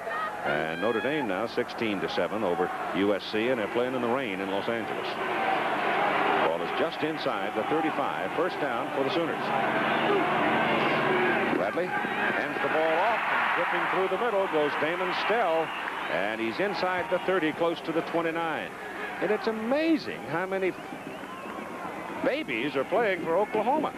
They've got freshmen all over the place. They've got sophomores all over the place. Stell had only carried the ball 5 times before today, and now he's carried it 3 times for 20 yards. So it's a credit to the Oklahoma coaches that they can still keep the execution on offense with that many rookies. 2nd down, 5, and it's a short 5. Bradley got something going. Stay with it. Gives it to Stell again. And he's wrestled down by James Ham. They've marked him at the 27. A little misdirection against the Oklahoma State linebackers, who are very quick to read and move towards the fullback. Fake the fullback to one side, then hand back to the halfback. Is a good counter play for the wishbone attack. 3rd down and about 3, and you know who hasn't seen the ball today? Buster Rhymes. You got it. Didn't see it till late in the well, I guess late in the 3rd quarter and against Nebraska, but they hit him on a post route and set up the go-ahead points. He's not in there right now as they go to a 2 tight end alignment. With a muscle for the first down. They are, I think, in Oklahoma's case, in 4-down territory here. And they've got the first down as Darrell Weddington carries it. Why would they run right at Leslie O'Neal, the All-American linebacker? He's not as heavy and big as the other defensive man. He's more speedster, and you double team that type of player and run right at him when you have to have yardage. So it's first down Oklahoma at the Cowboy 23. Sooners trying to respond to that jolt from the Cowboys to start the 2nd half. Bradley. He's a dandy in this offensive formation. And it's 1st and goal to go. Oklahoma at the Cowboy 9.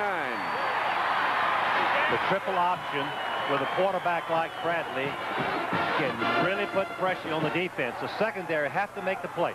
The first fake is the fullback. Bradley wanted to keep it. You can see he's outside. He outruns Munga, number 90. He's outrunning O'Neal, 6. Rhodes. Watch Keith Jackson, number 88. He makes the block. It's an outside veer option, running the fullback outside of the end, opening up the quarterback keep. On 1st and goal, Lydell Carr, the fullback, and he's close to the 3.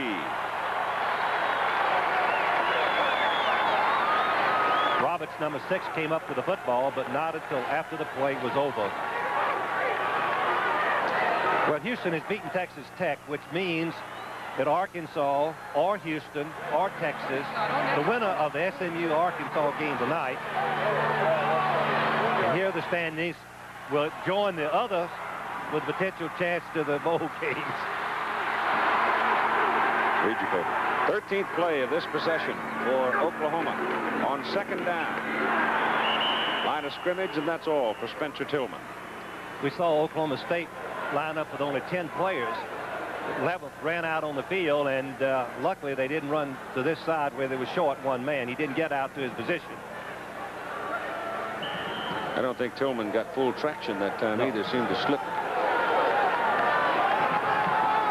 Well, the last time they were in this situation, they went to the play action pass to the tight end. Randolph is in there now at tight end. Jackson's out. No, they got two tight ends. Jackson's in. Randolph and Jackson are the two tight ends. He's open again if they call it. No safety man to cover him. Bradley options. Touchdown, Spencer Tillman.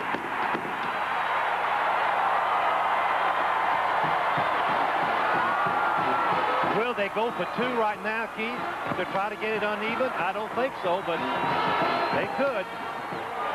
Boy, when that thing works, it really works. The triple option, the fake to the fullback. He doesn't want to leave it there. Carr makes a great block.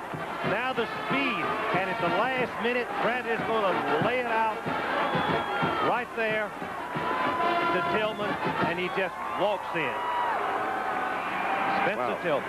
That's 14 plays, 72 yards, 6 minutes and 13 seconds. The second long drive that Oklahoma has made against this Cowboy defense.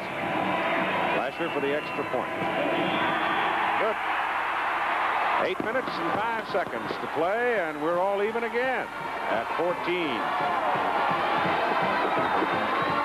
8:05 to play in the third quarter. The set of figures on the Oklahoma scoring drive, and it was an impressive march. Much of the yards was gained by Bradley, the quarterback.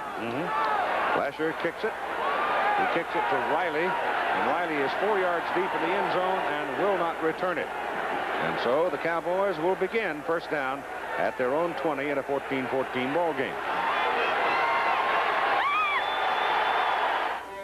Rusty Hilger's back out there at quarterback. Senior leadership.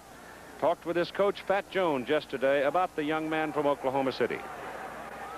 Rusty has performed his best, Keith, in our big ball games. Arizona State, Tulsa, Nebraska, Missouri. Fortunately, and I think that he'll perform that way tomorrow. That interview, of course, was done yesterday afternoon, shortly after the Cowboys arrived in town. And so far, Rusty has played to his coach's expectations. A couple of remarkable plays. And against a terrific defense. Oklahoma defense is awesome against the run, and they're a little vulnerable against the pass with two new men in the secondary because of an automobile accident with other starters. Rusty's playing right now with a lacerated tongue. That is not comfortable, I'm sure. Pitch goes to Thurman Thomas, trying to go to the outside, and they just don't let you get there. I remember General Neyland used to have one maximum about defense: chase the football and gang tackle. Oklahoma does that to perfection. They've got 2, 3, 4, 5 red shirts around virtually every play that Oklahoma State has run the football. Well, they've run 14 plays, the Cowboys have. The last 14 running plays, they've gained 3 yards. Well, the reason you want a gang tackle is if the first man misses him, you've got 2 or 3 more there to hit him. And the ball sometimes will come loose. And he comes loose. You're there for the fumble. Second down, 6.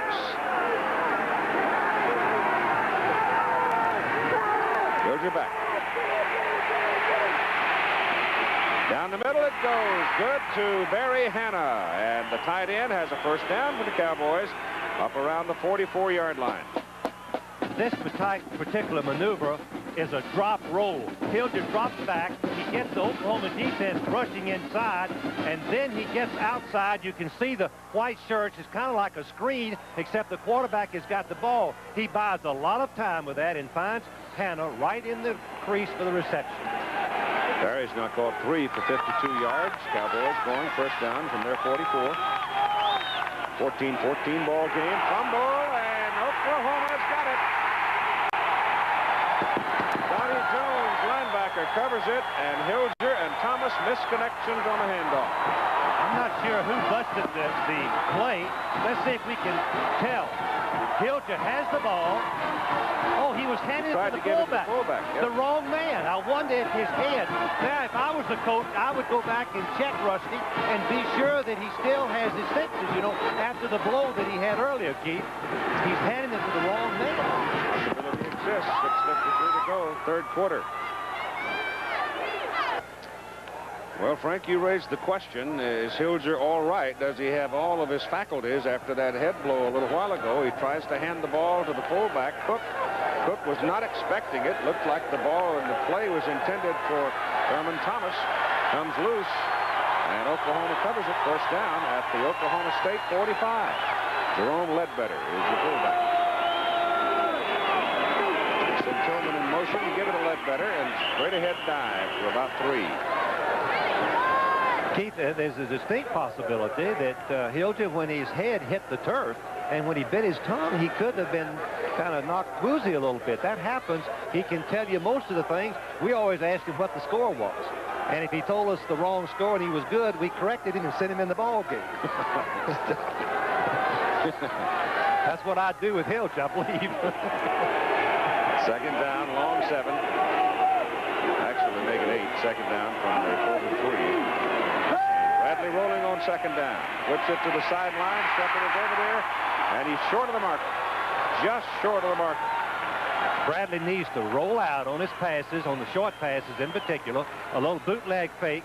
Holds the secondary. Once again, we see single cover. Look how much cushion Moore is giving Shepard. Plenty of time to catch it and possibly make yards had he had a little more room. When you have that much room and cushion, you'd like to get the ball to the receiver ideally early enough for him to catch it and give a good move on that single coverage. Just short as you see. Shepard now 5 catches, 52 yards. Well, you don't when you coach a wishbone, Keith, you know you've got that, so you say to yourself, hey, let's don't go too often, just when we need it. USC adding another field, or rather Notre Dame adding another field goal to lead USC out west. 6:13 to play third quarter. And Rusty Hilger. 3rd and inches. Bradley, the quarterback, sneaks it over the right side. And Oklahoma now has converted their last 6 third down plays into first down. Keith, I think the main reason for that success is that they've been moving the ball forward. They haven't had any long yardage on third downs, and that's the ideal way the wishbone wants to play. Move those chains by using 2 or 3 downs. Patience. That's what I expect out of Oklahoma right now. Patience and try to take it in for the touchdown. But this is not a real patient Oklahoma team in the past. They have a lot of auxiliary offenses to the wishbone.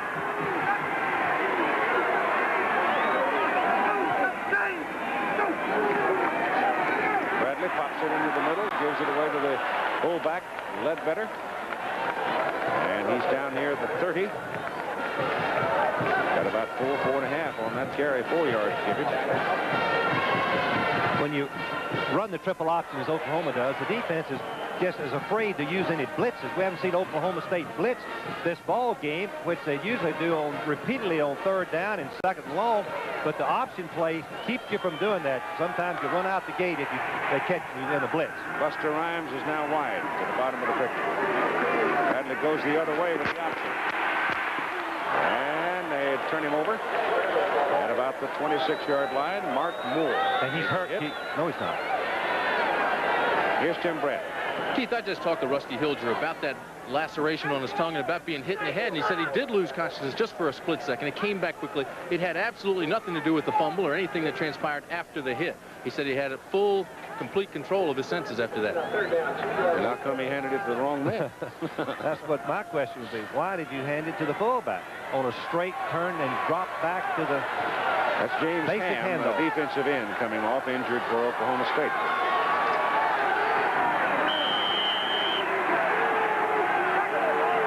Third down, 2.5.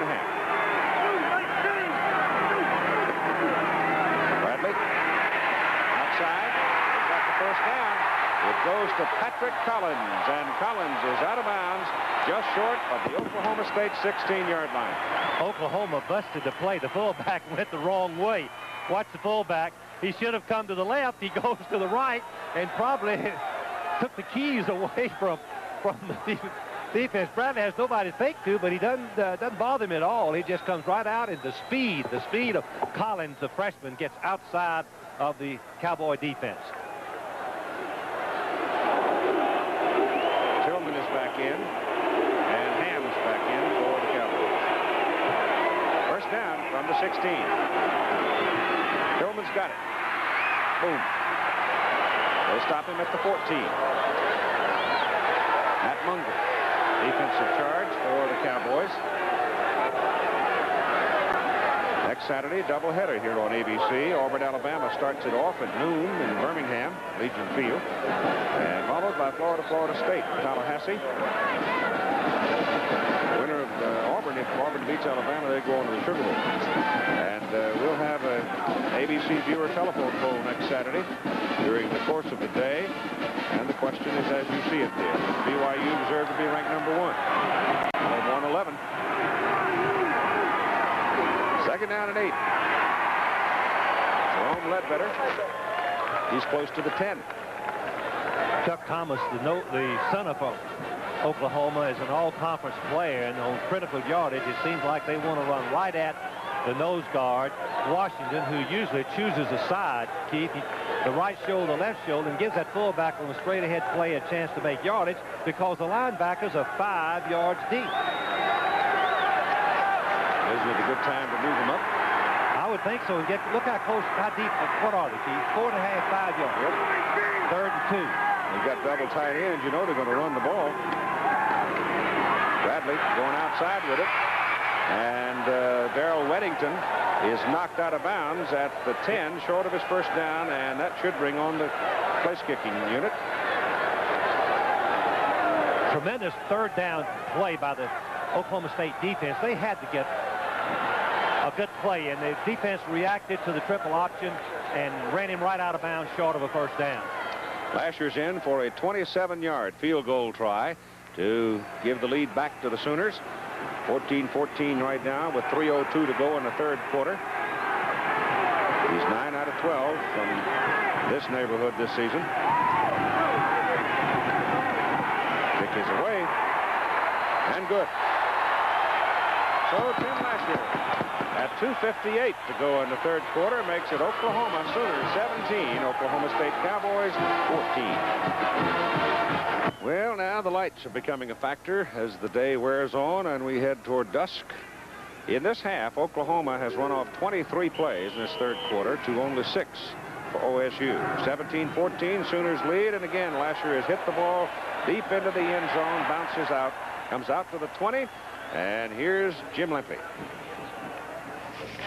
Quick note from the Division I AA playoffs, Keith. You live by the pinball scoreboard and you die by the pinball scoreboard. Mississippi Valley State, which got so much publicity this year for running up the score against their opponents in the Southwestern Athletic Conference, was beaten today by Louisiana Tech 66-19. Willie Totten, who had such an amazing statistical year, threw 6 interceptions today, and you have to believe that Archie Cooley got a little of his own medicine as the 66 points were a 1 AA playoff record. Back to you, Keith. I think you're absolutely right. It's first down and 10 now. Oklahoma State at the 20. Hilger on first down to the sidelines and loops it over the head of the intended receiver and out of bounds. He was trying to get the ball to Malcolm Lewis, and I'm a little surprised he could find Malcolm because he was really covered. Pushed right out of bounds by the double team coverage. Lewis had no chance to get into the secondary at all. Throwing on first down. Here's the Oklahoma defense. Just outstanding. 2nd in rushing, 2nd in total, and 7th in scoring. That's what championships are made of, that type of defense. 2nd down 10.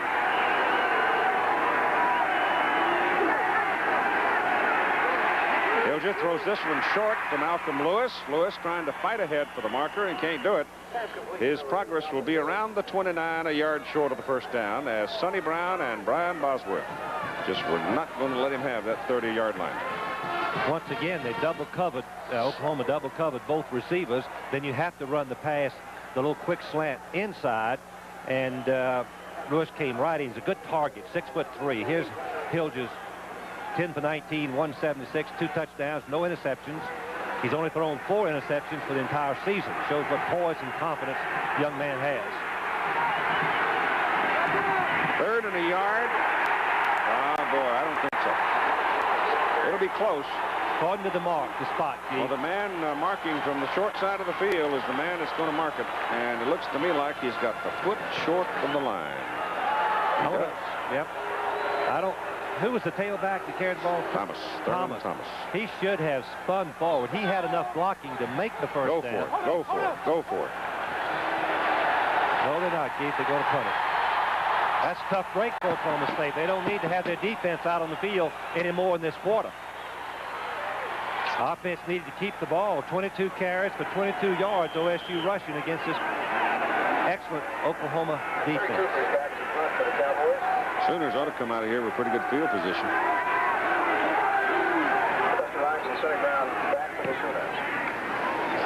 Cooper's kick hanging up there, and a fair catch by Rhymes back at the 33.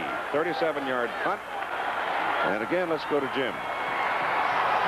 All right, the final score from College Station. Texas A&M beat TCU 35-21. One statistical note, Tony Franklin's little brother played for the first time today for A&M and kicked 2 field goals of 45 and 50 yards. And Frank Broyles, maybe you can tell us, what does this mean now about the Bluebonnet Bowl? Do they take TCU or do they take Texas, which also lost today? And who now has the inside track to the Cotton Bowl? It's confusing. Hey, what, Jim? He doesn't know. Yes, I do know. I've talked to the other athletic directors. I'll explain in a minute. First down for Oklahoma at the 33.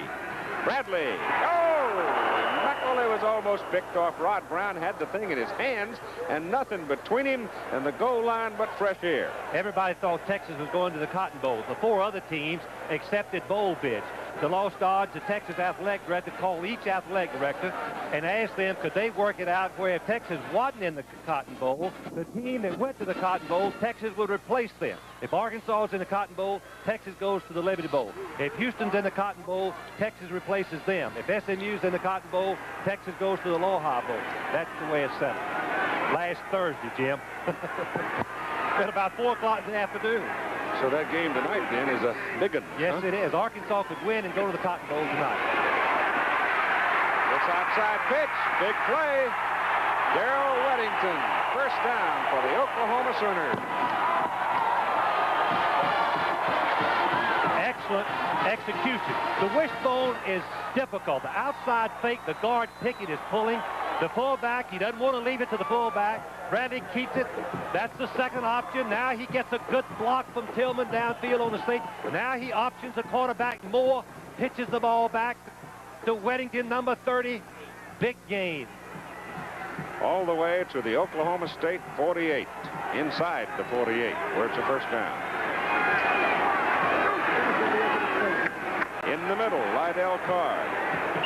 Got a feeling, Frank, that the Oklahoma State defensive unit may be growing a little weary. Well, we saw this against Nebraska. They've been out there a long time. Oklahoma has snapped the ball something like, 25 or 30 times this quarter. Down 7 yards to go. Ball rests on the 45. That makes a difference to how you pursue. How you get that little extra effort out for that wishbone attack from sideline to sideline, a mirrored offense. Those 2 sets of statistics right there will tell you a lot about why the defense is tired. Second down and 7. Bradley still coming with it. Keeps it. And turns it for the first down at the 35. Well, that's vintage wishbone attack. O'Neal, number 99, takes on the block. What I say earlier, you don't get stuck with a blocker. The great defensive players release. Now, he will give that second effort right there. Get away from him. Once he finds out the fullback hadn't got the ball, he's got to pursue down the line. Good fake by Bradley. He keeps the ball instead of pitch it. O'Neal makes the play.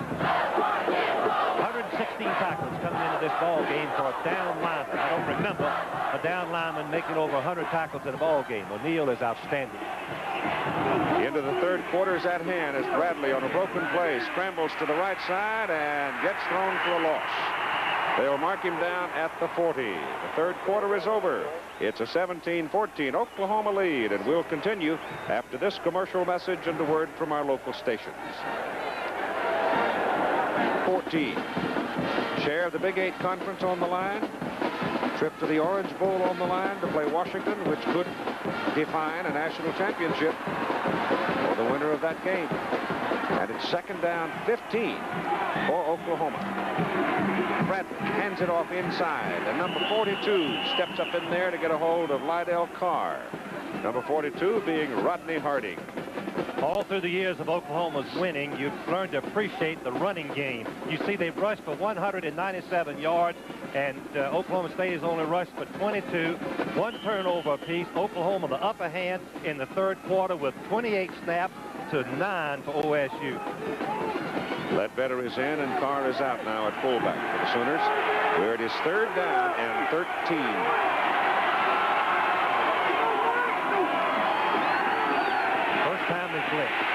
Going deep for Shepard. No good. Defending Moore. And it's fourth down and 13, and the punting team's out. Keith, this is the first time that we saw the blitz by Oklahoma State leaving really one-on-one coverage. No safety. Safety man's up covering the tight end. 44 Moore is trying to cover Shepard. The ball is thrown high, incomplete. Moore did a pretty good job of covering him. He had to cover him all over the field. Winchester to punt. Number 5 on the day. Just starting the fourth quarter, and the Sooners leading by 3 points. Pops it up. The Oklahoma State man had signaled fair catch, tried to come up to get to the ball. Oklahoma's recovered the football, but Keith, it should be a penalty. It should be a penalty on the defense. If they don't call it, the defense cannot get within 2 yards of the... He threw a beanbag back there where the player first contacted the ball. Well, the defensive man was not giving the fair catch man ample opportunity to catch the ball. The rules say 2 yards. 2 yards from the safety man. If I was Pat Jones, I'd call. Well, let's see. Was it a clear fair catch? Well, it doesn't make any difference. Anytime the fly of the ball is downward, that's a good fair catch. The defense cannot get within 2 yards of him. Now, let's see if they do. They have to move. He cannot catch the ball. If I was Pat Jones, you have to give him 2 yards room to catch the ball, the safety man. Oklahoma's got it at the 25. And Bradley hands it off inside to Stell, and Damon Stell cuts it down near the 20. Let's look at that one again. This is a very simple call for the officials. Everybody knows the safety man gets the right to catch the ball. The number 40, is that number 46? Number 46, Casper, is in his way. He cannot possibly catch the ball. Even the rules starting 2 years ago say you have to give him 2 yards, and he didn't do it. I don't know how the officials blew that. I don't know how they blew that. Second down and about 6. Bradley still got it. Now goes outside to Tillman. And touchdown, Tillman.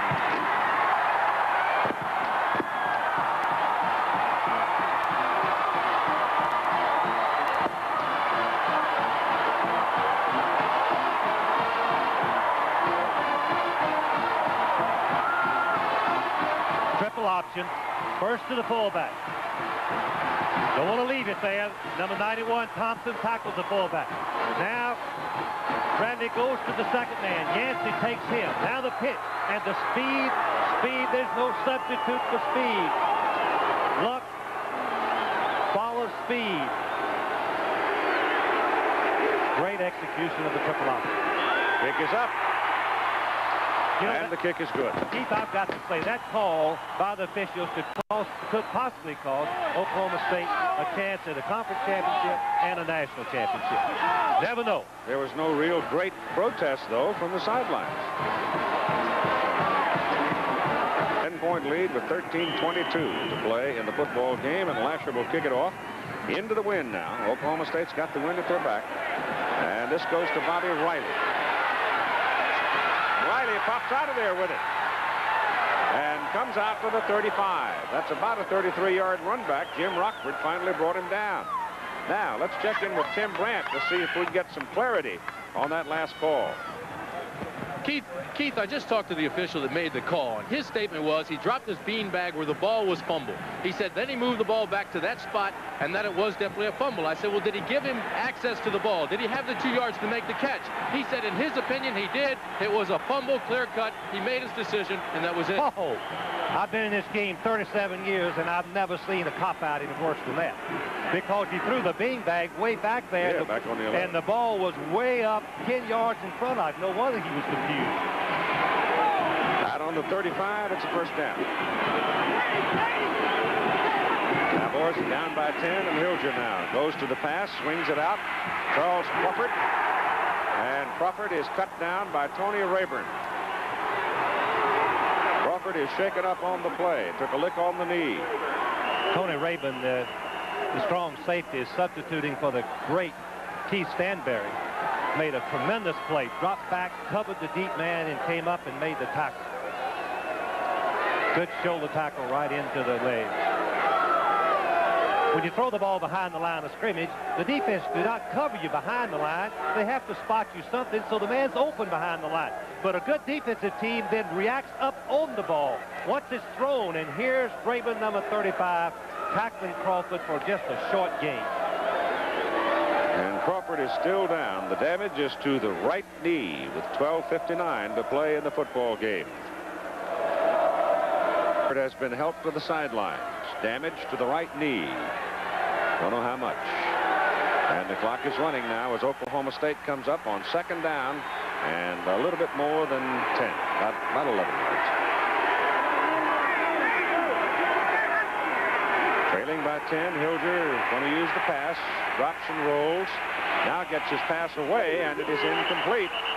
And again, great coverage by the Oklahoma secondary.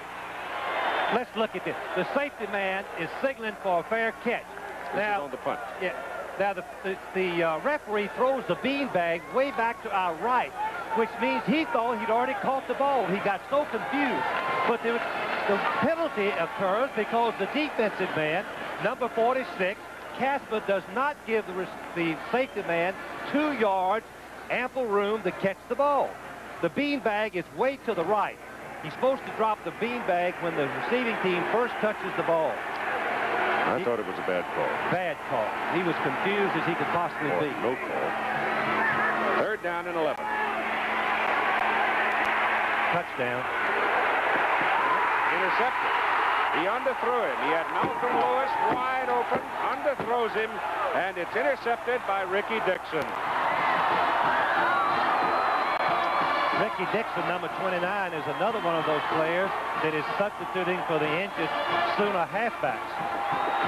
A bootleg type of pass. But look downfield and see how wide open Lewis is. Lewis is open for the touchdown, and Hilger doesn't even throw it to him. Watch Hilger throw the ball inside. Why would you throw the ball there when Lewis is way over on the boundary? I still question whether or not Hilger is not still a little bit woozy from the hitting his head on the turf after that touchdown pass.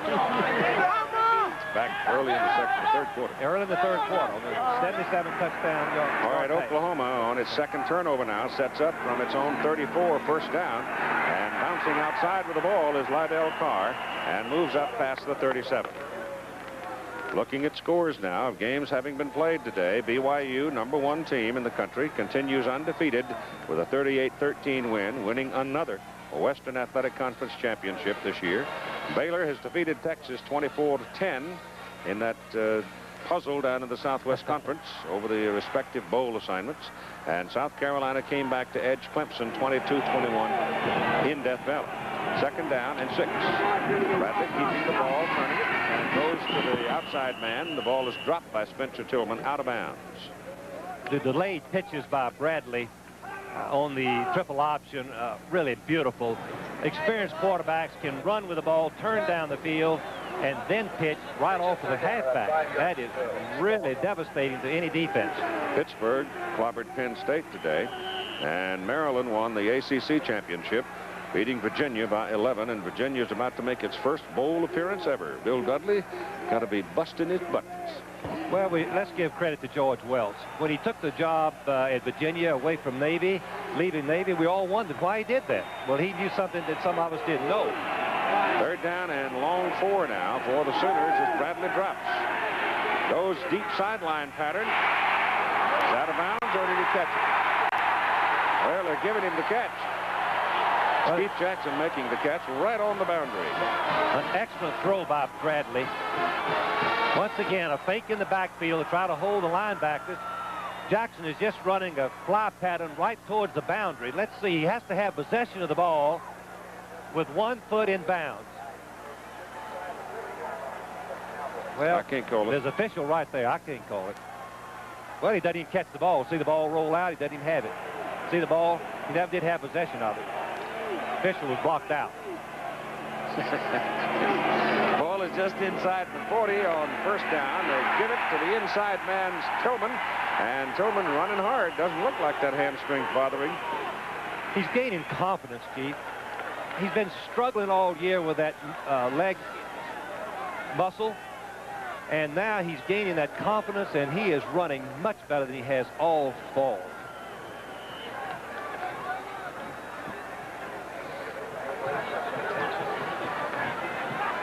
Ball is on the 32. Second down. And about 2.5. Patrick Collins is in now. He goes in motion, and that leaves the fullback. And Ledbetter has the first down for the Sooners as he punches his way to the 28. Munga, number 9, in the leading tackle. Look how deep he is. Second down and 2. He's still lined up. Look, he comes up 4 yards before he ever gets towards the ball carrier. But he does bring Ledbetter down after a short gain, but not before the first down. Oklahoma State defensive team's been out on the field virtually the entire second half.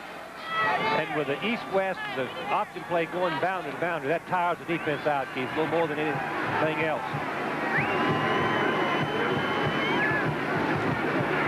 And Tillman is tripped. And again, I think he tripped over his own man.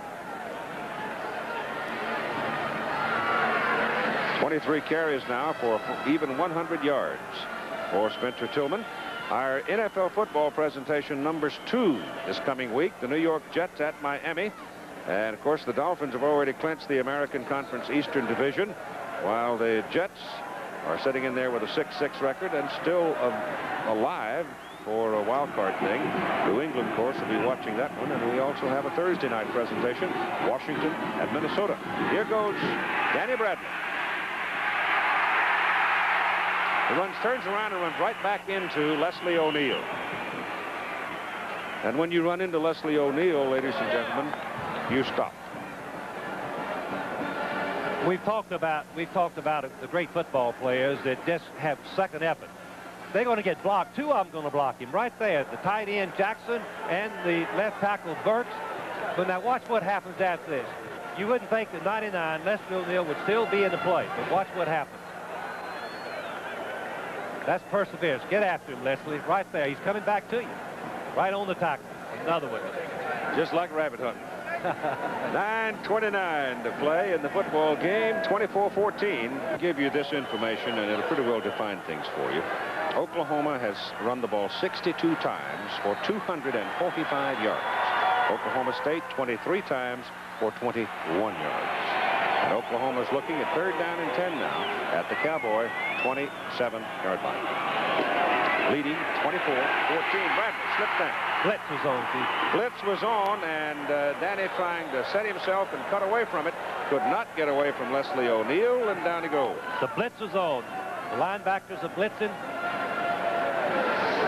Bradley slipped as he sets up very deep in the pocket. O'Neal is right there for the sack and taking Oklahoma right out of the field goal range. Winchester is in. Riley goes back for Oklahoma State. 8:59 counting to play in the game. Winchester pops it straight up. Don't get much out of that. Well, let's see what happens. Yep. It takes an Oklahoma State bounce and then is slapped all the way back upfield by one of the Sooners, but it'll be marked down for Oklahoma State up around the 29-yard line, so it's going to be a 9-yard punt. College scoreboard follows us. Jim will have a rundown on the day.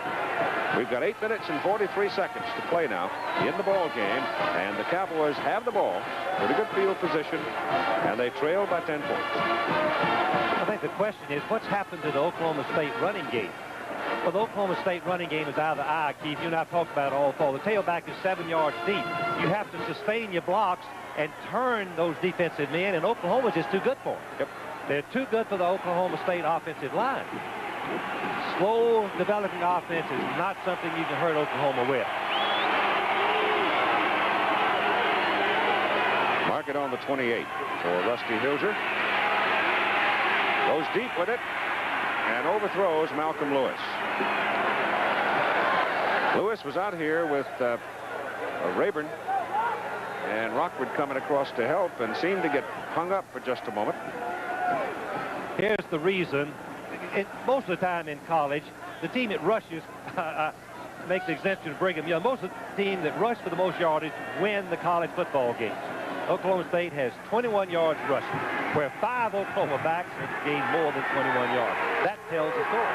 That's a telling statistic. Second down and 10. Looked like he checked off. Short drop, quick pass, Lewis. And he's high-load just beyond the 35, near the 36. They'll need 2 more. Brian Hall, the first man to get there on Lewis. Keith, we go back to the third quarter when Oklahoma State had 3rd down and about a half a yard and did not make the first down. And then Oklahoma has had the ball most of the time since then. Oklahoma's 40 plays to 13 in this half. 13 plays this half tells you just how effective 2 things, both the Oklahoma defense and the Oklahoma offense keeping the ball. Combination of the 2, winning edge. 3rd and 2. Little short over the middle, and the pass is good to the tight end Hanna for a first down at the 40, and Hilger showed good poise that time because Bosworth was climbing all over him. When the coaches talk about Byron Bosworth, the linebacker, they have glowing praise for him, just a freshman, but plays like a senior. Leading tackler. Here's the pressure. Here's 44, Bosworth. 92, Casillas, both of them right on top of Hilger. As Keith said, he made a great play to complete the pass. 7:42 to play in the ball game. First down at the 40. Runs away from the pressure, gets it off deep. Throwing it for Malcolm Lewis again, and he misses him by a good 15 yards. One thing that Oklahoma is doing as effective as anybody we've seen all year is disrupting the pass route. Yep. Rockwood is knocking Lewis over and knocking him off of his pass route, delaying the timing, and Hilger doesn't know where to throw the ball. Well, you know what it looks like to me? They're really whacking Lewis, and then Lewis seems to give up. Yeah, break his concentration, and he's just not running hard. That's right. Once he's gotten disrupted from his pattern, he just quits and gives up. Hadn't completed down the field. Second down and 10. Hilger under the blitz goes down. Rayburn. Strong safety blitz.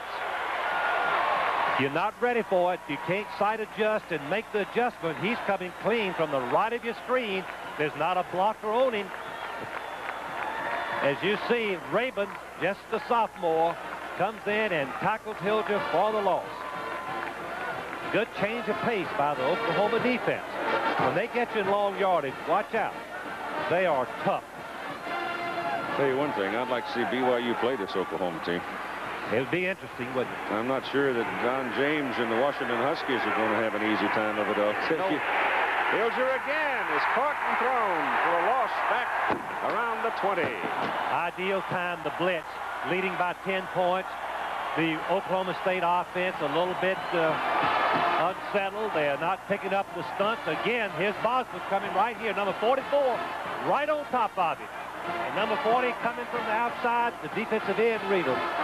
And one reason that this happens is when you double team the nose guard, you leave everybody else single block. You can see both Tucker and the right guard, Pardita, double teaming when they should be watching for the blitz. But Casillas makes all of that possible. Cooper kicks it, and Sonny Brown catches it, sits down with it for Oklahoma at the Sooner 42. Now it's just a matter of running out that clock, which shows 6:05.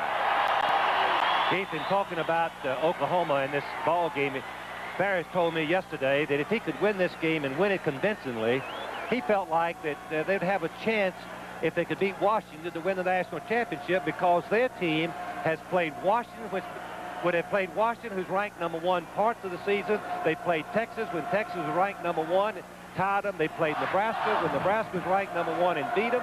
A lot of that goes towards the people when they start voting for national championships about the schedule the teams have played. On 1st and 10 for the Sooners from the 42, Bradley gives it inside to Lydell Carr. And the clock now is rolling, and Oklahoma State's timeouts, they have 3. Oklahoma State has got to do something dramatic. They've been playing a very soft defense. As Pat Jones said, we're soft inside trying to stop the option play. But they haven't stopped the option play, even though the defense has been lined up in what you would think was the ideal defense to make the play. They couldn't make it because of the speed and the execution of Bradley. Give that young man a couple of years, I would suspect. He'll be right there knocking on the door again. Here comes Bradley on the option. And they get him just over the 45. 5:19 clock running. Here's Jim. For anyone who might not have been with us earlier, we remind you that South Carolina beat Clemson 22-21. First time the Gamecocks have won at Clemson in 14 years, in a game which snapped Clemson's 25-game home unbeaten streak in one of the toughest stadiums to play in as a visiting team in the country. One interesting fact, the winning extra point kicked with 54 seconds left on the second try for South Carolina. The first one they missed wide, but Clemson was penalized for having too many men on the field to give South Carolina the opportunity to win the game. Back to you, Keith. Oh, me. Coaches have a hard time living that down. This is Stell, Damon Stell, diving past the marker and looks to have another first down for the Oklahoma Sooners at 4:38 to go in the football game.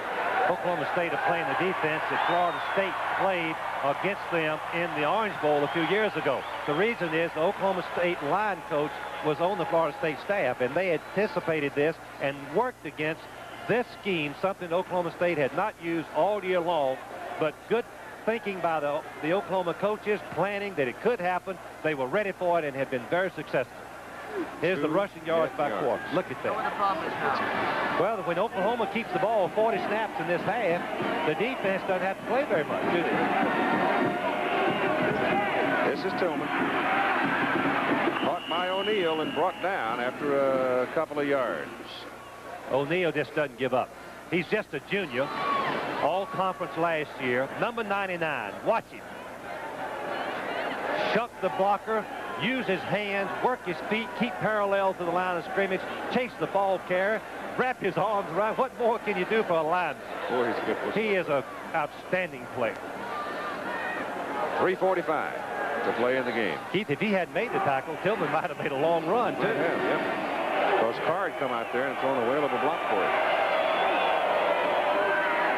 Tillman again, and again it's O'Neal greeting him at the line of scrimmage. Forward progress down to the Oklahoma State 45 for a yard. You don't run delayed plays with at a lineman like O'Neal as fast as he is. You run quick plays at him, and that was what Mac Brown, the offensive coordinator, told me yesterday. We're going to run quick at O'Neal and power. We're going to run power at O'Neal, not reverse plays. O'Neal came off the block, had plenty of time on the counter play to make the tackle. His quickness, big advantage.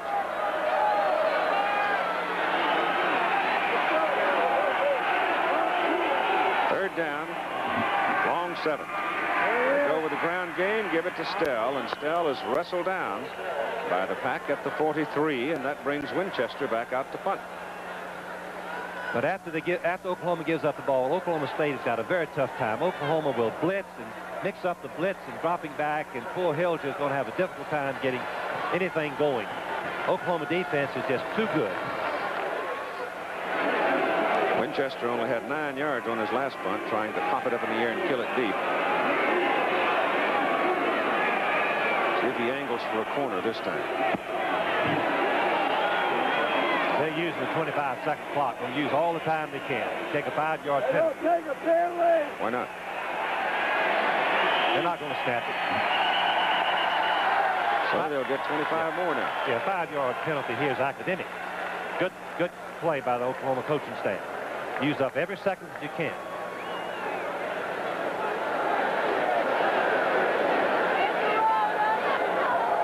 Delay game on the offense. Keith, going back to the Cotton Bowl, it is confusing. The game with SMU and Arkansas, both have lost 2 games.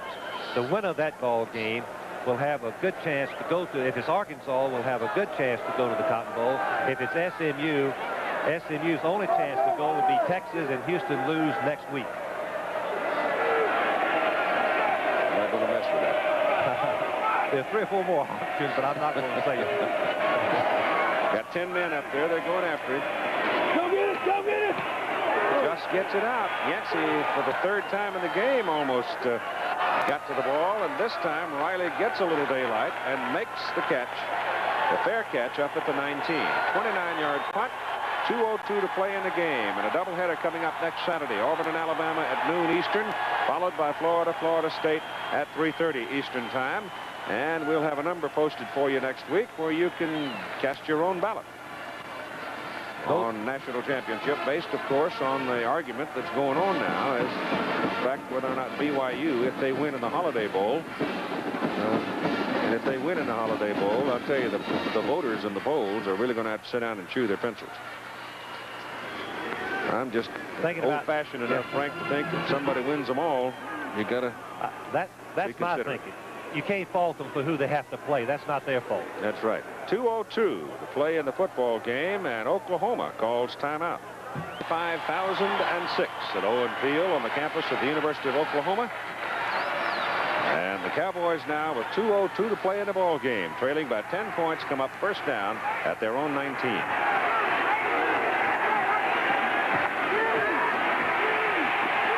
Pressure's on, passes away, trying to set up a screen. They've got a man working in there, Thurman Thomas, and he's up to about the 25.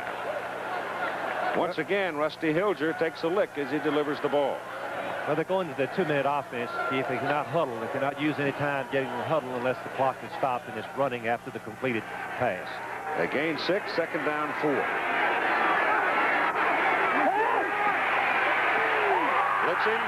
Blitzing, and they've got him back at the 20. Richard Reed brought him down. Keith, just thinking 2 things. First is, have you seen a better defensive team than Oklahoma has shown us the last 2 weeks? Nope. The goal line stands, talking to Barry yesterday, 2 goal line stands, sensational goal line stands, make the difference in this Oklahoma football team. Hilger's pass is away to Hanna, the tight end, and Hanna dives for the marker, and he's close. Well, how about Texas? That wasn't too tacky either, was it? That's right. The goal line stand with Texas starting on the 2-yard line. 1st and 2, and failed to score. Nebraska starting on the 2-yard line. 1st and 2, failed to score. 4th down and 1. 4th down, they pitch it wide. Ball goes to Sean Jones in for the first time today. They go wide, trying to catch Oklahoma in a blitz. And Jones loses yardage on 4th down. And the Sooners are now cooking with 45 seconds to play. Keith, I've got to still say that Pat Jones has done a marvelous job of coaching. A 9-2 record ain't too shabby. And coming in June, doing the job that he did, picking up the loose ends after Jimmy Johnson left and getting things organized, keeping it organized, won as many games in his first year as a head coach as any Oklahoma State team has ever won. Well, they're still throwing oranges out into the stadium. I heard a fellow at halftime say, well, we got 3 of them on the way to jail, give them time to think about it. They're still throwing oranges. You'd think they threw them all earlier. Well, Pat and the Cowboys are going down to the Gator Bowl on December 28th. Jacksonville. That's a nice trip and a pretty good paycheck. And playing a good team against South Carolina. Primetime television. You're on ABC. And Oklahoma is going to be going on to Miami again with a chance at that big title against the Washington Huskies, who finished their season 10-1. Of course, the big question we'll be asking the fans next week about Brigham Young.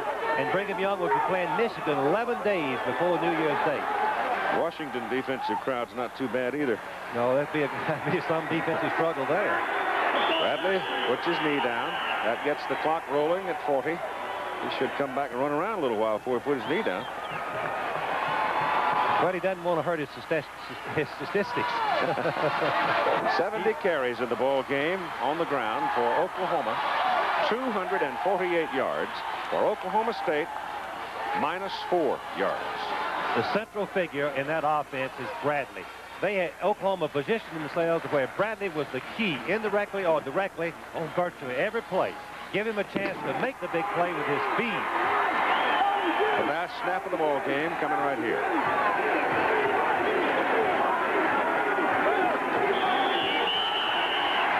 Now the clock will run out. And the final score, the Oklahoma Sooners 24, the Oklahoma State Cowboys 14. Before a crowd of 75,006, the Oklahoma Sooners are on their way to the Orange Bowl to play Washington. The Oklahoma State Cowboys on their way to the Gator Bowl December 28th. They will play the South Carolina Gamecocks. It's been quite a year for Barry Switzer. He's had a rough couple of years, but everything turned around for him this season.